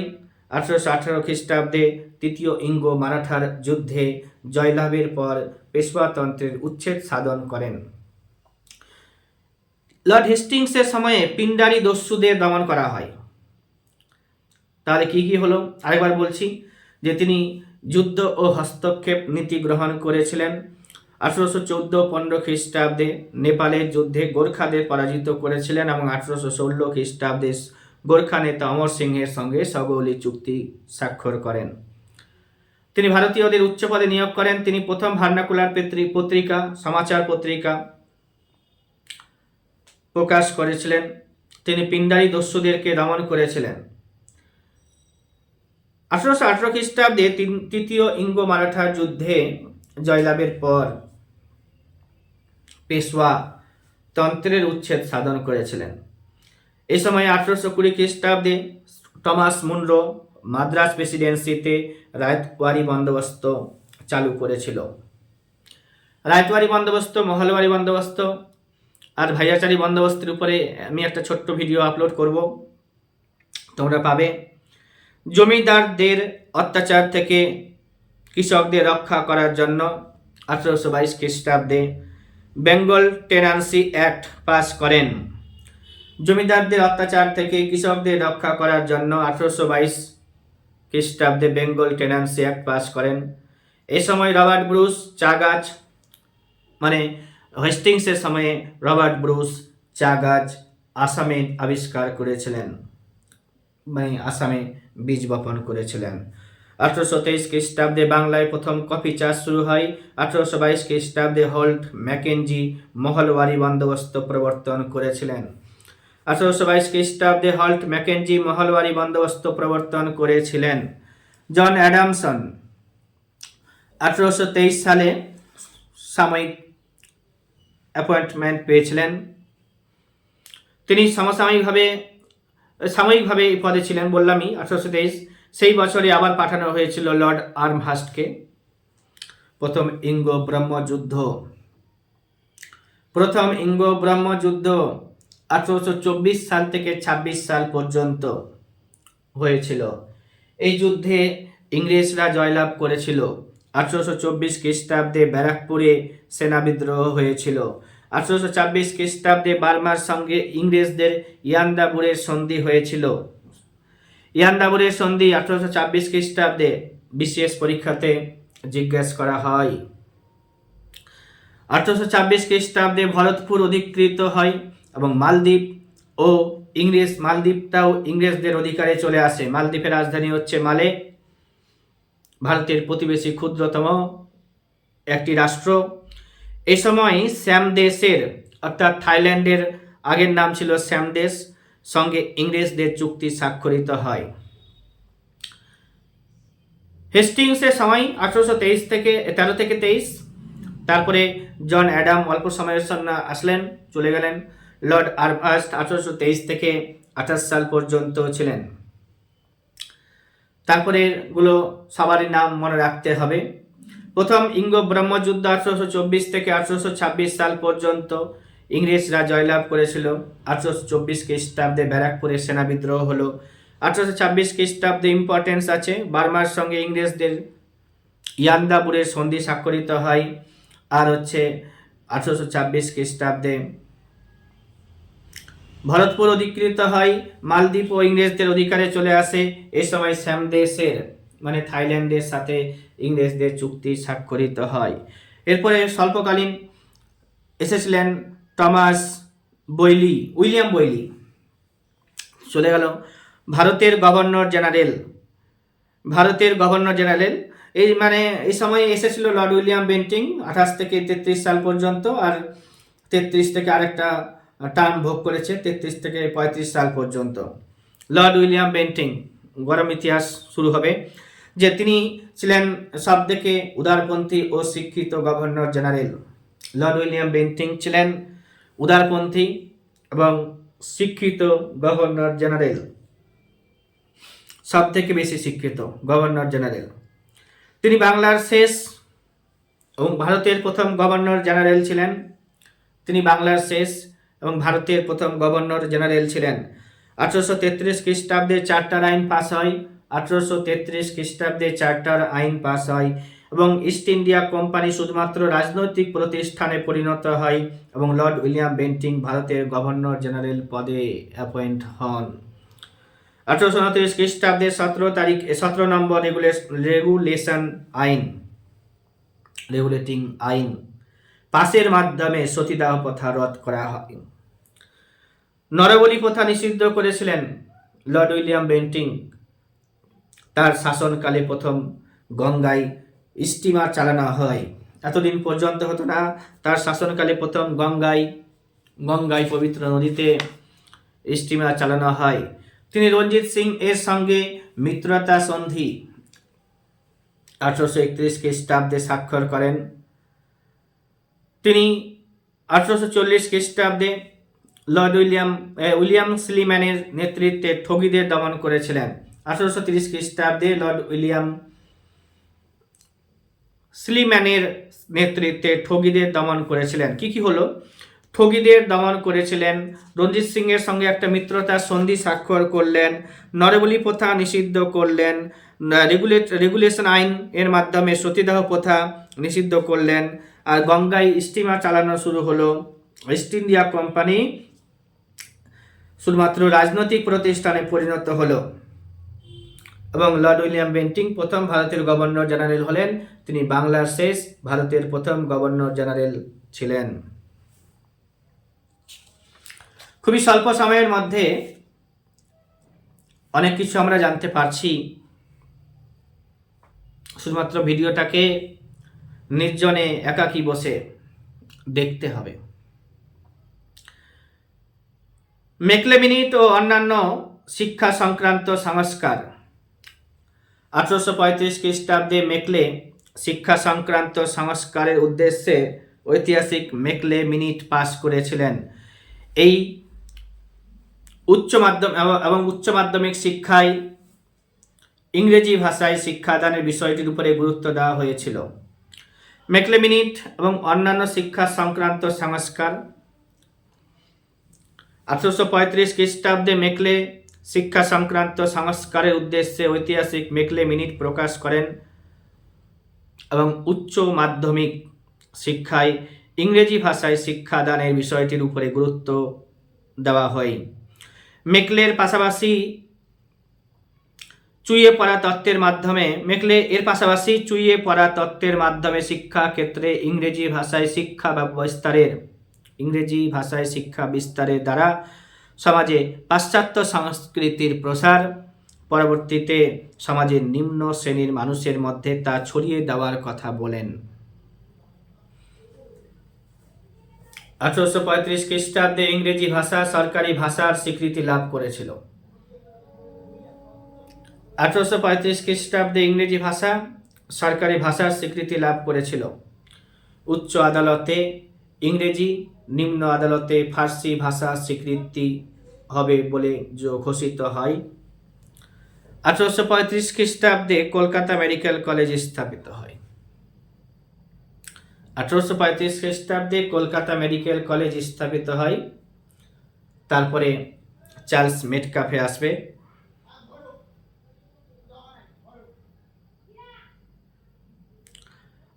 মেটকাফে হচ্ছে 1835-36 সাল পর্যন্ত। তিনি ভার্নাকুলার প্রেস এর উপরে নিষেধাজ্ঞা তুলে দেন। তিনি বিখ্যাত প্রেস ল পাস করেছিলেন, তাই তিনি লিবারেটর অফ প্রেস বা সংবাদপত্রের মুক্তিদাতা নামে পরিচিত ছিলেন। এ হলো আমাদের ভাইসরয়দের সম্পর্কে আলোচনা। এর পরের ভাইসরয়দের নিয়ে আমি আরো একটি আলাদা ভিডিও করব। মিত্রমেলা সম্পর্কে এখানে লেখা হয়েছে মিত্রমেলা কি ছিল।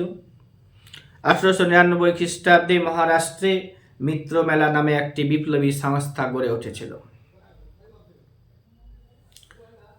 বীর সাভারকার নামে সম্মানিত বিখ্যাত বিপ্লবী বিনায়ক দামোদর সাভারকার ছিলেন এর প্রতিষ্ঠাতা। পরে ইতালির বিখ্যাত দেশপ্রেমিক ম্যাৎসিনির ইয়ং ইন্ডিয়া সমিতির অনুকরণে 1904 খ্রিস্টাব্দে মিত্রমেলার নামকরণ করা হয় অভিনব ভারত। বিনায়ক দামোদর সাভারকার এর বড় ভাই গণেশ দামোদর সাভারকার ছিলেন এর প্রধান সংগঠক। 1909 খ্রিস্টাব্দে মদনলাল ধিংরা নামে বিনায়কের একজন সহযোগী এক পাঞ্জাবি যুবক ইংল্যান্ডে লন্ডনে কার্জন ওয়াইলিকে গুলি করে হত্যা করেন। তিনি ছিলেন বিদেশের মাটিতে প্রথম ভারতীয় শহীদ।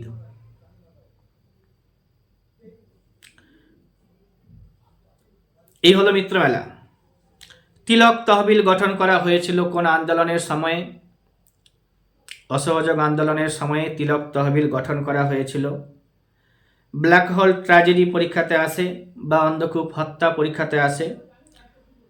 পলাশির যুদ্ধের এক বছর আগে 1756 খ্রিস্টাব্দে সিরাজ উদ্দৌলার সময়ে অন্ধকূপ হত্যা বা ব্ল্যাক হোল ট্র্যাজেডি হয়েছিল। উল গুলান কথার অর্থ বিদ্রোহ। সাইমন কমিশন ভারতে আসে 1928 খ্রিস্টাব্দে। সংবিধান সংশোধনের জন্য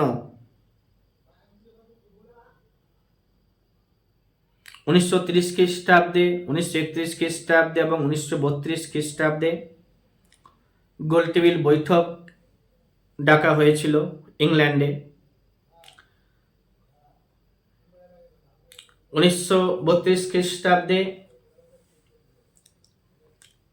ব্রিটিশ প্রধানমন্ত্রী র্যামসে ম্যাকডোনাল্ড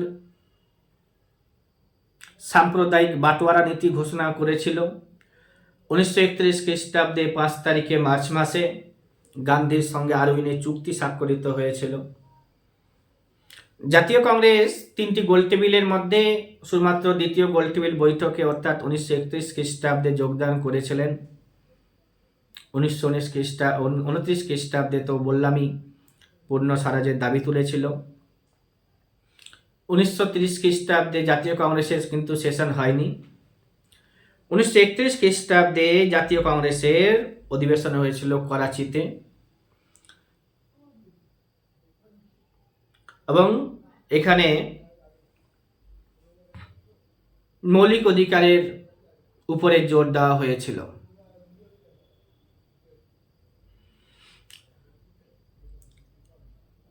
আরেকটি কথা আছে রবীন্দ্রনাথ ঠাকুরের গান, তোমায় যে ছাড়ুক আমি তোমায় ছাড়ব না, দেশাত্মবোধমূলক গান রবীন্দ্রনাথ ঠাকুরের। খিলাফত আন্দোলনের নেতৃত্ব দিয়েছিলেন আলী ভাতৃদ্বয়। খিলাফত আন্দোলনের নেতৃত্ব দিয়েছিলেন যিনি, তার নাম আলী ভাতৃদ্বয়। এই আলী ভাতৃদ্বয়ের নাম পরীক্ষাতে আসে। শৌকত আলী আর মোহাম্মদ আলী, মৌলানা শৌকত আলী আর Mohammad Ali. We make the settle fact unsettled. এটা এসএন ব্যানার্জি কিছুক্ষণ আগেই বলেছিলাম যে 1905 খ্রিস্টাব্দে যখন বঙ্গভঙ্গ করা হয়েছিল এবং আন্দোলন করেছিল ভারতীয়রা, বঙ্গভঙ্গ বিরোধী আন্দোলন, সে সময় লর্ড কার্জন বলেছিলেন যে বঙ্গভঙ্গ একটি সেটেল ফ্যাক্ট। তারই প্রতি উত্তরে SN Banerjee we make the settle fact unsettle করেছিলেন স্লোগান। মিরাট ষড়যন্ত্র মামলা 1929 খ্রিস্টাব্দে হয়েছিল। আরবরা ভারত আক্রমণ করেছিল। আচ্ছা, এটা ঢুকে গেছে এখানে। 712 খ্রিস্টাব্দে আরবরা সিন্ধু আক্রমণ করেছিল, প্রথম ভারত আক্রমণ করেছিল। ঢাকায় অনুশীলন সমিতি গঠন করেছিল পুলিন বিহারী দাস। অনুশীলন সমিতি 1902 খ্রিস্টাব্দে গঠন করেছিল সতীশচন্দ্র বসু, প্রমোদ মিত্র। আর সতীশচন্দ্র বসু এই সমিতির সভাপতি ছিলেন। কিংসফোর্ডকে মারার ব্যর্থ চেষ্টা করেছিলেন ক্ষুদিরাম বসু এবং প্রফুল্ল চাকি 1908 খ্রিস্টাব্দে, এবং ক্ষুদিরাম বসুকে ফাঁসি দেওয়া হয়েছিল। 1910 খ্রিস্টাব্দে অরবিন্দ ঘোষ পন্ডিচেরিতে গিয়ে আত্মসাধনায় মগ্ন হয়েছিলেন। ইন্ডিয়ান হাউস প্রতিষ্ঠা করেছিল শ্যামজি কৃষ্ণ বর্মা। ইন্ডিয়া হাউস প্রতিষ্ঠা করেছিল শ্যামজি কৃষ্ণ বর্মা। হিন্দু কলেজ প্রতিষ্ঠা হয়েছিল 1817 খ্রিস্টাব্দে। কলকাতা মেডিকেল কলেজ 1835 খ্রিস্টাব্দে। প্রথম বাংলা দৈনিক সংবাদপত্র সংবাদ প্রভাকর। প্রথম বাংলা দৈনিক সংবাদপত্র সংবাদ প্রভাকর 1839 খ্রিস্টাব্দে। আর এর প্রথম সম্পাদকের নাম ছিল ঈশ্বরচন্দ্র গুপ্ত। প্রথম বাংলা সংবাদপত্র সাপ্তাহিক সংবাদপত্র সমাচার দর্পণ 1818 খ্রিস্টাব্দ থেকে এটা প্রকাশিত হয়েছিল। আল হিলাল পত্রিকার সম্পাদক মৌলানা আবুল কালাম আজাদ। আল হিলাল পত্রিকার সম্পাদক মৌলানা আবুল কালাম আজাদ। তলোয়ার পত্রিকা বার্লিন থেকে প্রকাশ করতেন বীরেন্দ্রনাথ চট্টোপাধ্যায়। তলোয়ার পত্রিকা প্রকাশ করতেন বীরেন্দ্রনাথ চট্টোপাধ্যায়। বঙ্গদর্শন পত্রিকার সম্পাদক বঙ্কিমচন্দ্র চট্টোপাধ্যায়। কেশরী পত্রিকা, যেটা মারাঠি ভাষায় প্রকাশিত, বালগঙ্গাধর তিলক তার প্রতিষ্ঠাতা। মিরাট উল আকবর 1822 খ্রিস্টাব্দের এটা পত্রিকা সম্পাদনা করতেন রামমোহন রায়। প্রথম ফরাসি পত্রিকা মিরাটুল আকবর, প্রথম ফরাসি পত্রিকা। আরো জানতে হবে যে ভারতের যে ফাদার অফ প্রেস বলা হয় ভারতের ওই জেমস অগাস্টাস হিকিকে। তিনি প্রথম সংবাদপত্র হিকির বেঙ্গল গেজেট পত্রিকা ঢাকা থেকে প্রকাশিত হতো 1780 সাল থেকে। ভার্নাকুলার প্রেস অ্যাক্ট বা দেশীয় ভাষায় সংবাদপত্র আইন নিষিদ্ধ আইন লর্ড রিপনের আমলে 1878 খ্রিস্টাব্দে। বেঙ্গল গেজেট 1780 খ্রিস্টাব্দে, এই যে হিকির বেঙ্গল গেজেটের কথা বললাম। কাল পত্রিকা বোম্বাই থেকে প্রকাশিত হতো। রাষ্ট্র গাপ্টার দাদাভাই নরজি এটার প্রতিষ্ঠাতা সম্পাদক ছিলেন। পর্তুগিজরা ভারতে এসেছিল এবং ছাপার ব্যবস্থা শুরু হয়েছিল। পর্তুগিজরা ভারতে ছাপার ব্যবস্থা চালু করেন। হিন্দু প্যাট্রিয়ট পত্রিকার সম্পাদক হরিশচন্দ্র মুখার্জি রানী ভিক্টোরিয়া রয়্যাল টাইটেল অ্যাক্ট 1876 সালে এর বলে ভারত সম্রাজ্ঞী হয়েছিলেন। এরপরের টপিক মোগল সম্রাট আকবর থেকে বেশ কিছু প্রশ্ন জিজ্ঞাসা করা হয়, যার কারণে আকবর সম্পর্কে যেগুলো লাইন বিশেষ দরকার, ইম্পর্টেন্স এক জায়গায় লিখে সেটা আমি বলে দিচ্ছি। মোগল সম্রাট আকবর অনেক জানতে হবে যে 1526 সাল থেকে 1862 সাল পর্যন্ত যে সমস্ত মোগল শাসকরা ছিল তাদের মধ্যে বেশ কিছু শাসকের গুরুত্বপূর্ণ কাজগুলো পরীক্ষাতে বারবার জিজ্ঞেস করা হয়। প্রথমে এই যে 15 জন শাসক বাবর, হুমায়ুন, আকবর, জাহাঙ্গীর, শাহজাহান, ঔরঙ্গজেব, বাহাদুর শাহ, যাকে শাহ আলম বলছি, জাহানদার শাহ, ফারুক সিয়র, মোগল মোহাম্মদ শাহ, আহমদ শাহ, তারপরে দ্বিতীয় আলমগীর, দ্বিতীয় শাহ আলম, দ্বিতীয় আকবর, দ্বিতীয় বাহাদুর, এই 15 জন শাসক দিল্লির সিংহাসনে বসেছিলেন। তাদের সম্পর্কে আমাদের জানতে হবে। তার মধ্যে আমি বেশ কয়েকজন, যেমন হচ্ছে প্রথম 6 জনের উপরে ভালো করে লেখা রয়েছে, আমার পিডিএফ আকারে রয়েছে। আজকে আমি প্রথমে মোগল সম্রাট আকবরটাকে বলবো, পরের ভিডিওতে আমি মোগল পুরোটাই দিয়ে দেব। মোগল সম্রাট আকবর 1556 খ্রিস্টাব্দের 14 তারিখ ফেব্রুয়ারি মাসে 1542 খ্রিস্টাব্দে জন্মগ্রহণ করেছিল। আর 1556 খ্রিস্টাব্দের 14 তারিখে ফেব্রুয়ারি মাসে সিংহাসনে বসেন এবং তিনি শাহেনশাহ বলি উপাধি নিয়েছিলেন। আকবরের প্রথম শাসনকালকে রিজেন্সি বলা হয়, যার টাইম পিরিয়ড পরীক্ষাতে আসে 1556, অর্থাৎ 1556 সাল থেকে 1560 সাল পর্যন্ত 60 রিজেন্সি বলা হয়।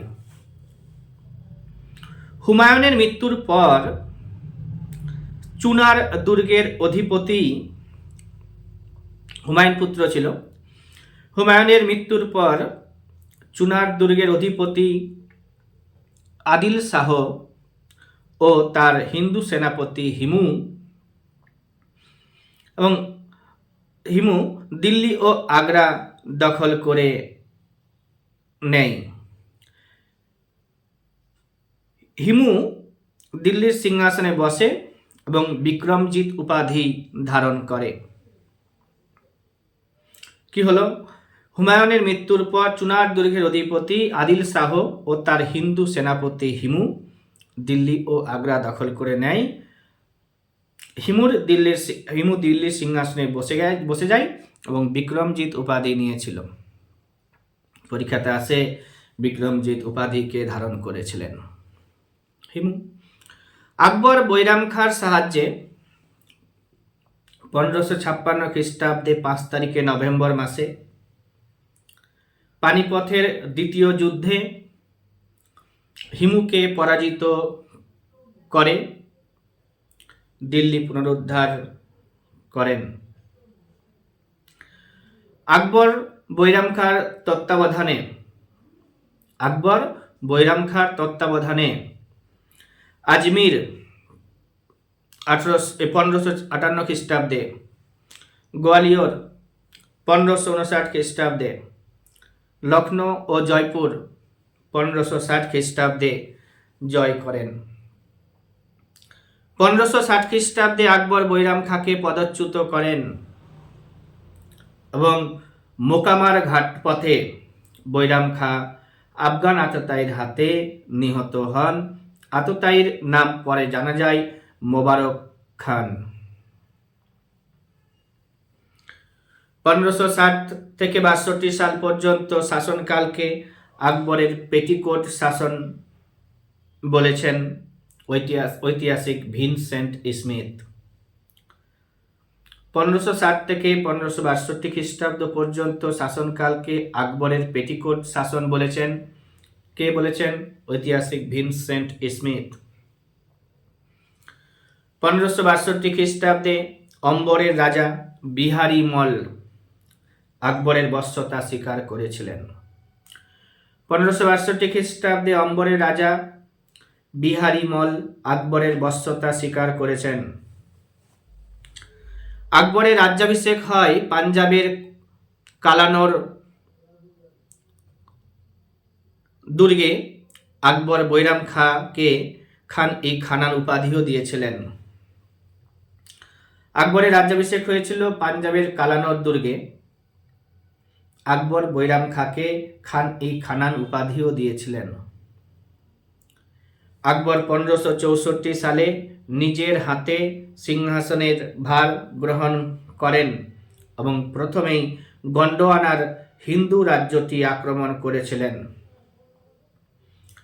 তখন গন্ডোয়ানার রাজমাতা দুর্গাবতী ছিলেন একজন বীরাঙ্গনা রমণী এবং নাবালক পুত্র বীর নারায়ণের অভিভাবিকা হিসেবে রাজ্যটি শাসন করতেন। লাইনটি আরেকবার বলবো। আকবর 1564 খ্রিস্টাব্দে নিজের হাতে সিংহাসনের দায়িত্বভার গ্রহণ করেন এবং প্রথমেই গন্ডোয়ানার হিন্দু রাজ্যটি আক্রমণ করেন। তখন গন্ডোয়ানার রাজমাতা দুর্গাবতী ছিলেন একজন বীরাঙ্গনা রমণী এবং নাবালক পুত্র বীর নারায়ণের অভিভাবিকা হিসেবে রাজ্যটি শাসন করতেন। এরপরে আকবর বেশ কিছু রাজ্য জয় করেছেন, সেগুলো পরীক্ষাতে মেলাতে দেয়। যেমন হচ্ছে চিতোর। আকবর চিতোর জয় করেছিলেন 1568 খ্রিস্টাব্দে। রণথম্বর জয় করেছিলেন 1569 খ্রিস্টাব্দে। কালিঞ্জর দখল করেছিলেন 1569 খ্রিস্টাব্দে। বিকানির দখল করেছিলেন 1570 খ্রিস্টাব্দে।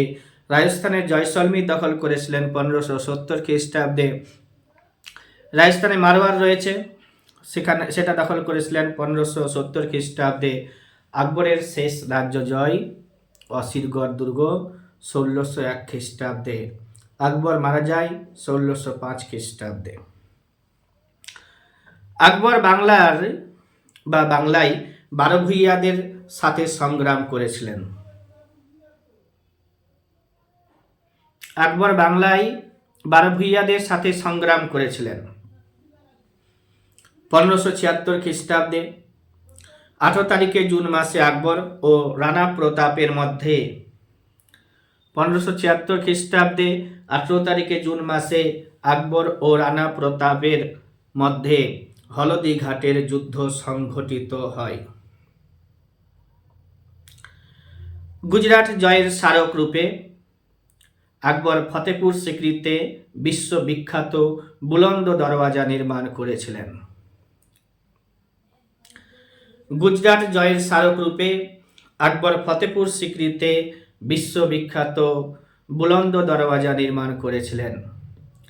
1592 খ্রিস্টাব্দে মানসিংহ বাংলার সুবেদার নিযুক্ত হন এবং 1592 সালে মানসিংহ উড়িষ্যা জয় করেন। এভাবে বাংলা, বিহার ও উড়িষ্যায় মোগল আধিপত্য প্রতিষ্ঠিত হয়। আরেকবার বলবো, 1592 খ্রিস্টাব্দে মানসিংহ বাংলার সুবেদার নিযুক্ত হন এবং 1592 খ্রিস্টাব্দে মানসিংহ উড়িষ্যা জয় করেন। এভাবে বাংলা, বিহার, উড়িষ্যায় মোগল আধিপত্য প্রতিষ্ঠিত হয়। আকবরের আমলে সুবার সংখ্যা ছিল 15টি। সুবা শব্দের অর্থ প্রদেশ বা রাজ্য। বর্তমানে ভারতে 28টি রাজ্য আছে। সে সময় আকবর যে সমস্ত অঞ্চলগুলোকে জয় করেছিলেন সেগুলোকে 15টি সুবাতে বিভক্ত করেছিলেন।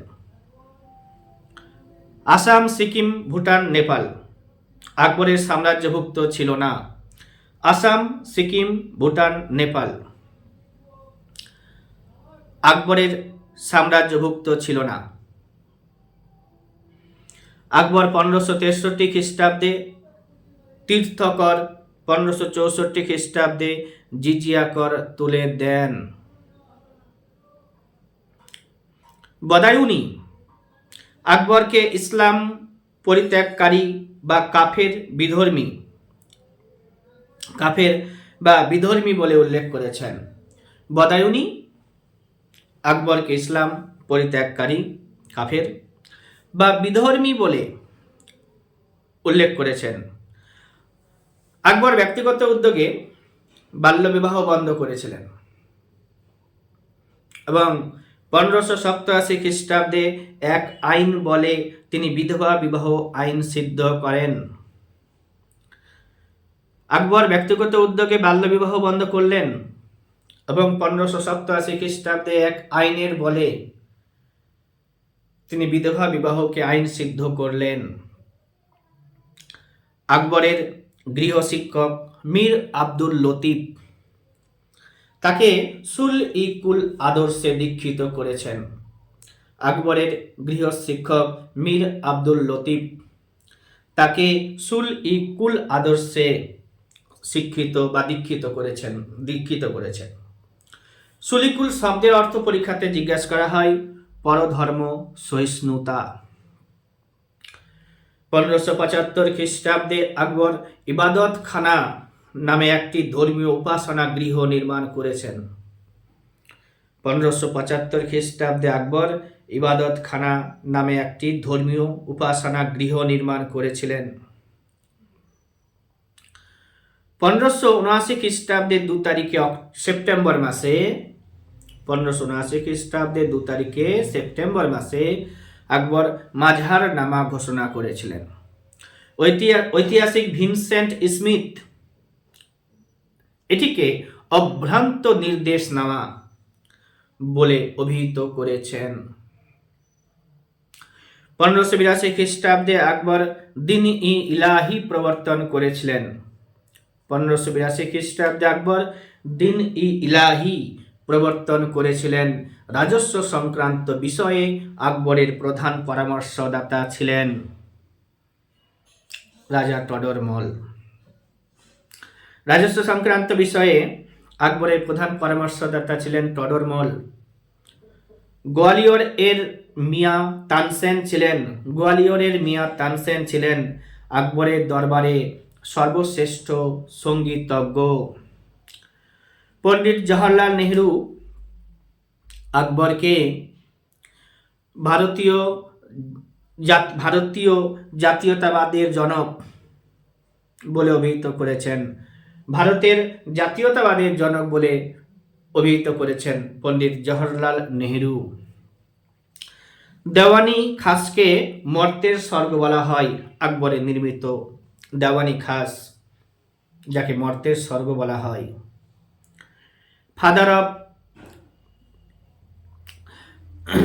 ফাদার ইমানুয়েল পিনরো আকবরের রাজসভায় এসেছিলেন। ফাদার ইমানুয়েল পিনরো আকবরের রাজসভাতে এসেছিলেন। মোগলদের মধ্যে আকবর প্রথম নওরোজ উৎসব চালু করেছিলেন। মোগলদের মধ্যে আকবর প্রথম নওরোজ উৎসব চালু করেছিলেন। আকবর আমাশয় বা ডিসেন্ট্রি রোগে মারা যান 1605 খ্রিস্টাব্দে। আকবরের শাসনকালকে রামচরিতমানস রচনা করেন। আকবরের শাসনকালে রামচরিতমানস রচনা করেন তুলসীদাস। আকবর দাস প্রথা রদ করেছিলেন। আকবর দাস প্রথা রদ করেছিলেন। আকবরের আমলে ফার্সি অনুবাদ গ্রন্থগুলি হলো নিম্নরূপ। আকবরের আমলে বেশ কিছু গ্রন্থ ফার্সি ভাষায় অনুবাদ করা হয়। সেগুলো এর নাম বলবো, গ্রন্থের নাম এবং অনুবাদক যারা অনুবাদ করেছেন তাদের নাম বলে দিচ্ছি। রামায়ণকে ফার্সি ভাষায় অনুবাদ করেছিলেন বদায়ুনি। লীলাবতীকে ফার্সি ভাষায় অনুবাদ করেছিলেন ফৈজি। রাস্তরঙ্গিনীকে ফার্সি ভাষায় অনুবাদ করেছিলেন মুলা শাহ মোহাম্মদ।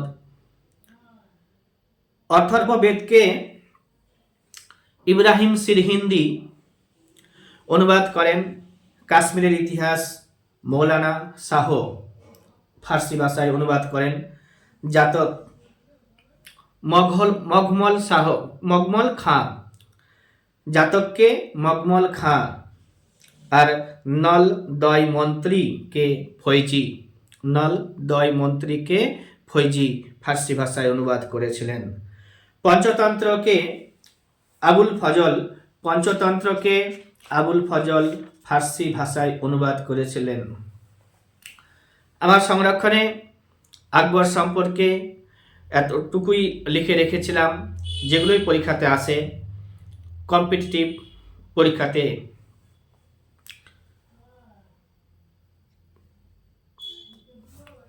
এরপর আমি আবার অন্য একটা টপিকের উপর আলোচনা করব। পরবর্তীতে আরও মোগল শাসকদেরকে এরকমভাবে ভিডিওতে তুলে দেব, তোমরা সবাই দেখবে। সাবস্ক্রাইবও করে রাখতে পারো ভিডিওগুলোকে পেয়ে যাওয়ার জন্য, লাইক কমেন্ট ইত্যাদি। এখন আমি আরও বেশ কিছু প্রশ্ন যেগুলো পরীক্ষাতে এসেছে সেগুলো বলছি। যেমন হচ্ছে, আজাদির ফৌজকে গঠন করেছিলেন? আজাদির ফৌজ গঠন করেছিলেন Subhash Chandra Bose. Father of Indian unrest বলা হয় বাল গঙ্গাধর তিলককে। অভিনব ভারত বিনায়ক দামোদর সাভারকার গঠন করেছিলেন দল। আলিগড় মুসলিম বিশ্ববিদ্যালয় তৈরি করেছিলেন sir Syed Ahmed Khan. Ambedkar university, B.R. Ambedkar. Jawaharlal Nehru university তৈরি করেছিলেন জওহরলাল নেহরু। বেনারস হিন্দু ইউনিভার্সিটি মদন মোহন মালব্য। এটা ম্যাচিং করতে দিয়েছিল একটি পরীক্ষাতে। স্বদেশী এবং boycott movement is related with partition of Bengal. 1905 খ্রিস্টাব্দে করা হয়েছিল। মহাত্মা গান্ধী সরোজিনী নাইডুকে ভারতে নাইটেঙ্গেল বলেছিলেন? কে বলেছিলেন? মহাত্মা গান্ধী বলেছিলেন। মহারাষ্ট্রে সত্য শোধক সমাজ প্রতিষ্ঠা করেছিলেন জ্যোতিবা ফুলে। আর্য সমাজের প্রতিষ্ঠাতা স্বামী Dayananda Saraswati.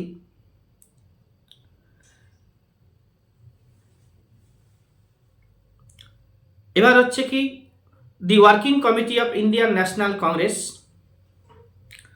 Sanction the resolution name quit India movement at Wardha session of Indian National Congress। বাংলায় দ্বৈত শাসন ব্যবস্থা চালু করেছিল রবার্ট ক্লাইভ। বিজয়নগরের প্রথম রাজধানী ছিল হাম্পি, দ্বিতীয় রাজধানী Penukonda. The system of budget was introduced in India during the viceroyalty of Lord Canning. Lord Canning এর আমলে বাজেট সিস্টেমটা ভারতে শুরু হয়েছিল। এছাড়া বেশ কিছু পত্রিকা আছে। কমরেড পত্রিকার সম্পাদকের নাম মোহাম্মদ আলী, কমনওয়েলথ পত্রিকা হচ্ছে অ্যানিবেশান্তের, ইয়ং ইন্ডিয়া পত্রিকা গান্ধীজির, আর ইন্ডিয়ান সোশিওলজিস্ট পত্রিকা লালা হরদয়াল।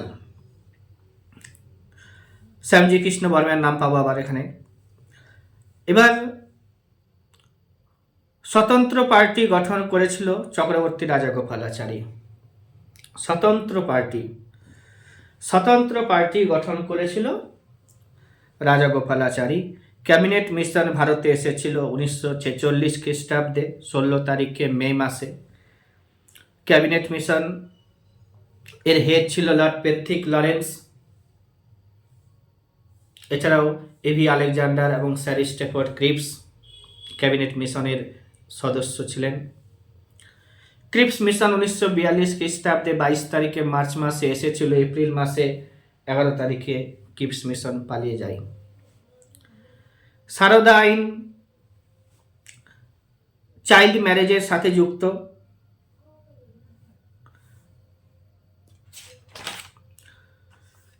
বাল গঙ্গাধর তিলক আমরা অনেক শুনেছি।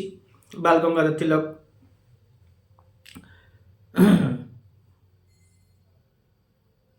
1880 খ্রিস্টাব্দে পুনাতে নিউ ইংলিশ স্কুল প্রতিষ্ঠা করেছিলেন।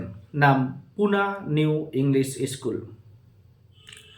1884 খ্রিস্টাব্দে তিলক ডেকান এডুকেশনাল সোসাইটি তৈরি করেছিলেন মহারাষ্ট্রে।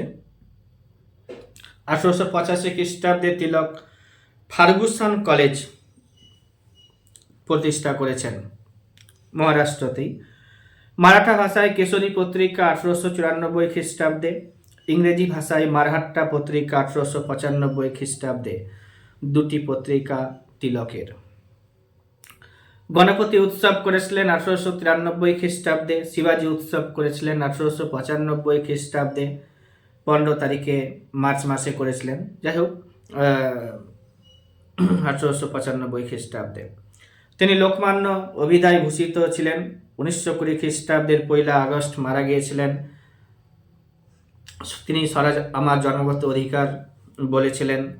1908 খ্রিস্টাব্দে মুজাফফরপুরে ক্ষুদিরাম বসু বোমা বিস্ফোরণের পর কেশরী ও মারহাট্টা পত্রিকায় যে সমস্ত প্রবন্ধ লেখালেখি করেন সেগুলির বিরুদ্ধে ব্রিটিশ সরকার রাজদ্রোহের অভিযোগ আনে এবং তিলককে 6 বছরের জন্য মান্দালয় জেলে নির্বাসন দেয়। 1908 সাল থেকে 14 সালে মুক্তি পেয়েছিলেন আবার 6 বছর পরে। এগুলো হচ্ছে তিলক সম্পর্কে লেখা, এগুলো আসে পরীক্ষাতে।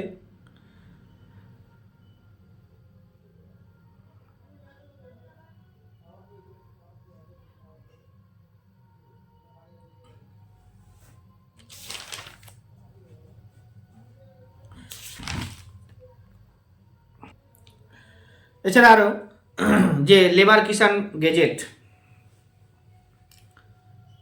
এটা মাদ্রাজের থেকে সিঙ্গারা ভেল্লু চেট্টিয়ার বলে একজন ব্যক্তি ছিলেন। লেবার কিষাণ গেজেট পত্রিকা প্রকাশ করতেন। ইনকিলাব পত্রিকা ছিল গোলাম হোসেনের। নবযুগ মুজফ্ফর আহমেদ দি সোশিওলজিস্ট পত্রিকার সাথে যুক্ত ছিল শ্যামজি এসে ডাঙ্গে। দি সোশ্যালিস্ট পত্রিকা এসে ডাঙ্গে। আর বন্দে মাতরম পত্রিকার সাথে যুক্ত ছিল অরবিন্দ ঘোষ। কমনওয়েলথ পত্রিকার সাথে যুক্ত ছিল অ্যানি বেসান্ত। তলোয়ার পত্রিকার সাথে যুক্ত ছিল মাদাম ভিকাজি রুস্তমজি কামা। আর ইন্ডিয়ান সোশিওলজিস্ট হচ্ছে শ্যামজি কৃষ্ণ বর্মা। সোশ্যালিস্ট পত্রিকা এসে নাঙ্গে, দি ইন্ডিয়ান সোশিওলজিস্ট হচ্ছে শ্যামজি কৃষ্ণ বর্মা, তলোয়ার পত্রিকা হচ্ছে মাদাম ভিকাজি কামা, কমনওয়েলথ হচ্ছে অ্যানি বেসান্তের, বন্দে মাতরম অরবিন্দ ঘোষ এর, ইনকিলাব গুলাম হোসেনের, আর লেবার কিষাণ গেজেট হচ্ছে সিঙ্গারা ভেল্লু চেট্টিয়ার। এছাড়া আরও বেশ কিছু অনলাইনের প্রশ্ন। আফগান শাসক জামান শাহকে ভারতে আমন্ত্রণ জানিয়েছিলেন। আফগান শাসক জামান শাহকে ভারতে আমন্ত্রণ জানিয়েছিলেন যিনি, তার নাম টিপু। খালসা গঠন করেন গুরু গোবিন্দ সিং। টিপু আরবি, ফার্সি, উর্দু এবং কানাড়ি ভাষায় পণ্ডিত ছিলেন। টিপু আরবি, ফার্সি, উর্দু এবং কানাড়ি ভাষায় পণ্ডিত ছিলেন।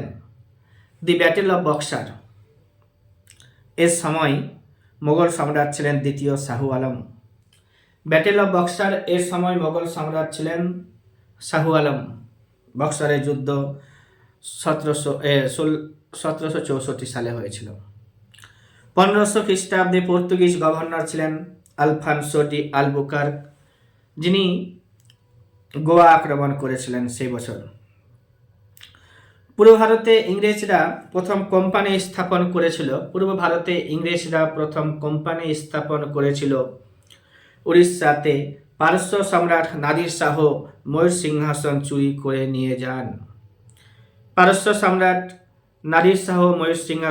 চুরি করে নিয়ে যান। Henry Louis Vivian Derozio is regarded as the first nationalist poet of India.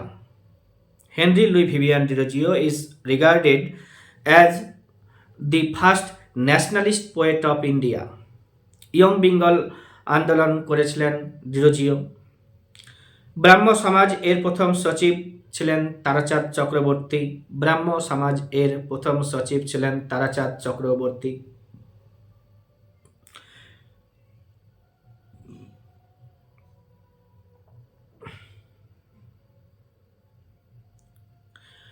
Alexander Bharat আক্রমণ করেছিল 326 বিসিতে। আলেকজান্ডার মারা গিয়েছিলেন 323 বিসিতে। সাইমন কমিশন ভারতে এসেছিল 1928 খ্রিস্টাব্দে। সাইমন কমিশন গঠন করা হয়েছিল 1927 খ্রিস্টাব্দে। রিপোর্ট পেশ করেছিল 1930 খ্রিস্টাব্দে। ভারত সভা গঠন করেছিল এস.এন. ব্যানার্জি 1876 খ্রিস্টাব্দে। আর ইন্ডিভিজুয়াল সত্যাগ্রহ শুরু হয়েছিল 1940 খ্রিস্টাব্দের 17 তারিখে অক্টোবর মাসে। ক্যাবিনেট মিশন ভারতে আসলো 1946 খ্রিস্টাব্দে। এরপর জিওগ্রাফি এর উপরে WBCS পরীক্ষার জন্য বেশ কিছু প্রশ্ন আছে। যেমন হচ্ছে লাক্ষাদ্বীপ আরব সাগরে অবস্থিত 10 ডিগ্রির চ্যানেল কার কার মাঝে রয়েছে? লিটল আন্দামান ও কার নিকোবরের মাঝে। আন্দামান নিকোবর দ্বীপপুঞ্জের বিচার ব্যবস্থা কলকাতা হাইকোর্টের সাথে যুক্ত। সবচেয়ে ছোট রাজ্যের নাম হচ্ছে গোয়া। দ্বিতীয় ক্ষুদ্রতম রাজ্যের নাম সিকিম। বৃহত্তম কেন্দ্রশাসিত অঞ্চলের নাম এখন লাদাখ। ঝাড়খণ্ড এর বর্ডার রয়েছে কোন কোন রাজ্যের সাথে জিজ্ঞেস করা হয়? ওয়েস্ট বেঙ্গলের সাথে, উড়িষ্যার সাথে, বিহারের সাথে, ছত্তিশগড়ের সাথে। এই ঝাড়খণ্ডের বর্ডার, হ্যাঁ, ওয়েস্ট বেঙ্গলের সাথে আছে, উড়িষ্যার সাথে আছে, ছত্তিশগড়ের সাথে আছে, বিহারের সাথে আছে। এগুলো আসে পরীক্ষাতে। আন্দামান নিকোবর দ্বীপপুঞ্জ এর পূর্ব দিকে ইন্দোনেশিয়া অবস্থিত। আন্দামান এর সবচেয়ে কাছে মায়ানমার একটা আলাদা দেশ অবস্থিত।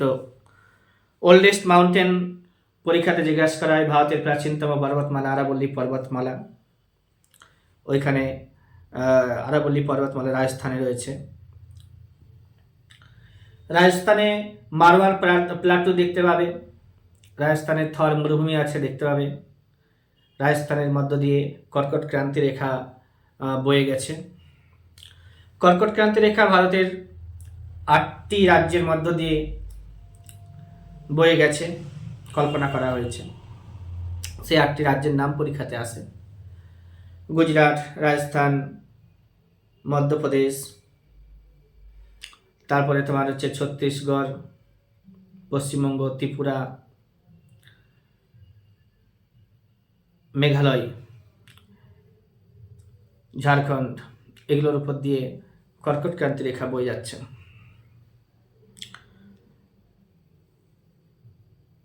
দি ইয়ার অফ গ্রেট ডিভাইড যুক্ত ভারতের সাথে, ভারতের জিওগ্রাফির সাথে 1921 খ্রিস্টাব্দের দিকে, ইয়ার অফ গ্রেট ডিভাইড। এটা ইকোনমিক্সের ক্লাসে ভালো করে বলবো। ভারতের মধ্য দিয়ে কর্কট ক্রান্তি রেখা বয়ে গেছে। লার্জেস্ট কোস্ট লাইন রয়েছে গুজরাট এবং অন্ধ্রপ্রদেশের। গুজরাটের সবচেয়ে বেশি, followed by Andhra Pradesh. Length of India's coastline, ভারতের যে উপকূল রেখা রয়েছে তার পরিমাণ 7,516 কিলোমিটার। উত্তরপ্রদেশ কোন আন্তর্জাতিক সীমানা স্পর্শ করেনি? উত্তরপ্রদেশ কোন আন্তর্জাতিক সীমানা স্পর্শ করেনি।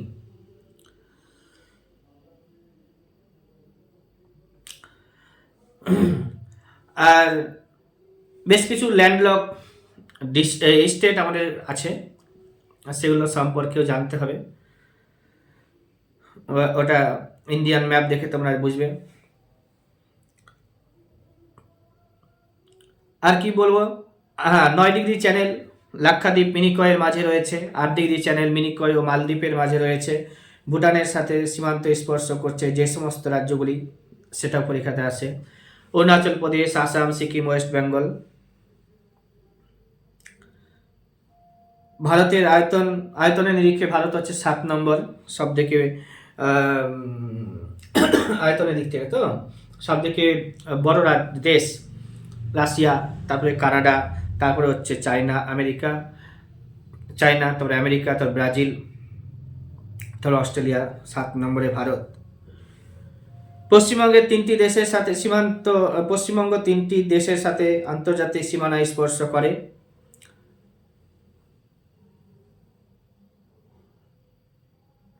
Nepal, Bangladesh, Bhutan.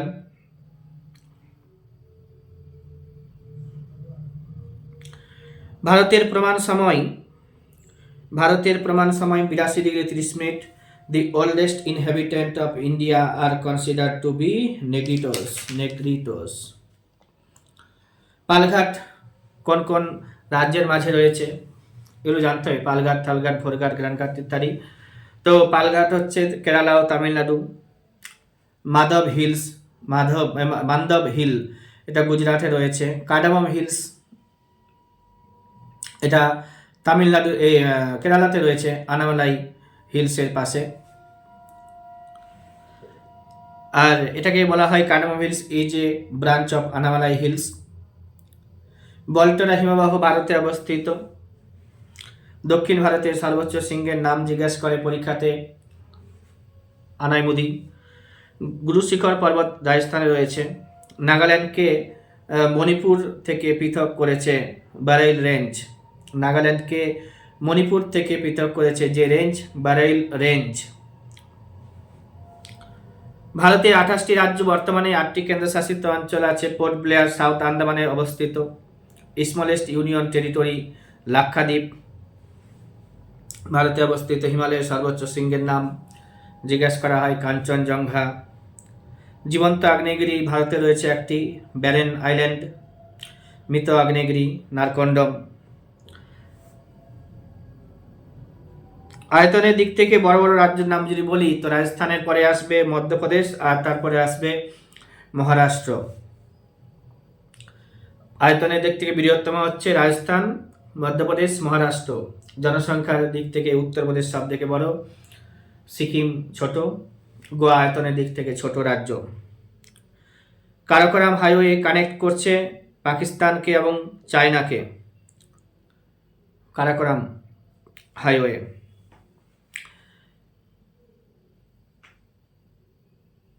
Pachmari Hill Station is situated on Mahadev Hills, a term ভাঙার old alluvial soil। পরীক্ষাতে জিজ্ঞাসা করা হয় খাদার, ভাঙার, ভাবর ইত্যাদি পড়বে তোমরা। শিবকিলা রেঞ্জ হচ্ছে হিমাচল প্রদেশে, সুতলেজ ভ্যালিতে এটা থাকবে। আর হচ্ছে ধৌলিগঙ্গা বিষ্ণুপ্রয়াগে, কর্ণপ্রয়াগে, পিন্ডারি নদী। মানে এরকমটা বলবো আমি যে ধৌলিগঙ্গার অলকনন্দা যখন মিশবে তখন সেটা বিষ্ণুপ্রয়াগে। কর্ণপ্রয়াগ হচ্ছে কোথায়? পিন্ডারির সাথে অলকনন্দা যখন মিশবে বা অলকনন্দার সাথে এরা মিশে, অলকনন্দার সাথে ধৌলিগঙ্গা মিশে গেল, তো সেখানে হচ্ছে বিষ্ণুপ্রয়াগ। অলকনন্দার সাথে পিন্ডারি মিশবে, তখন সেটা হচ্ছে কর্ণপ্রয়াগ। অলকনন্দার সাথে মন্দাকিনী এসে মিশবে, তখন সেটা রুদ্রপ্রয়াগ। আর অলকনন্দার সাথে ভাগীরথী যখন এসে মিশবে, তখন হচ্ছে দেবপ্রয়াগ।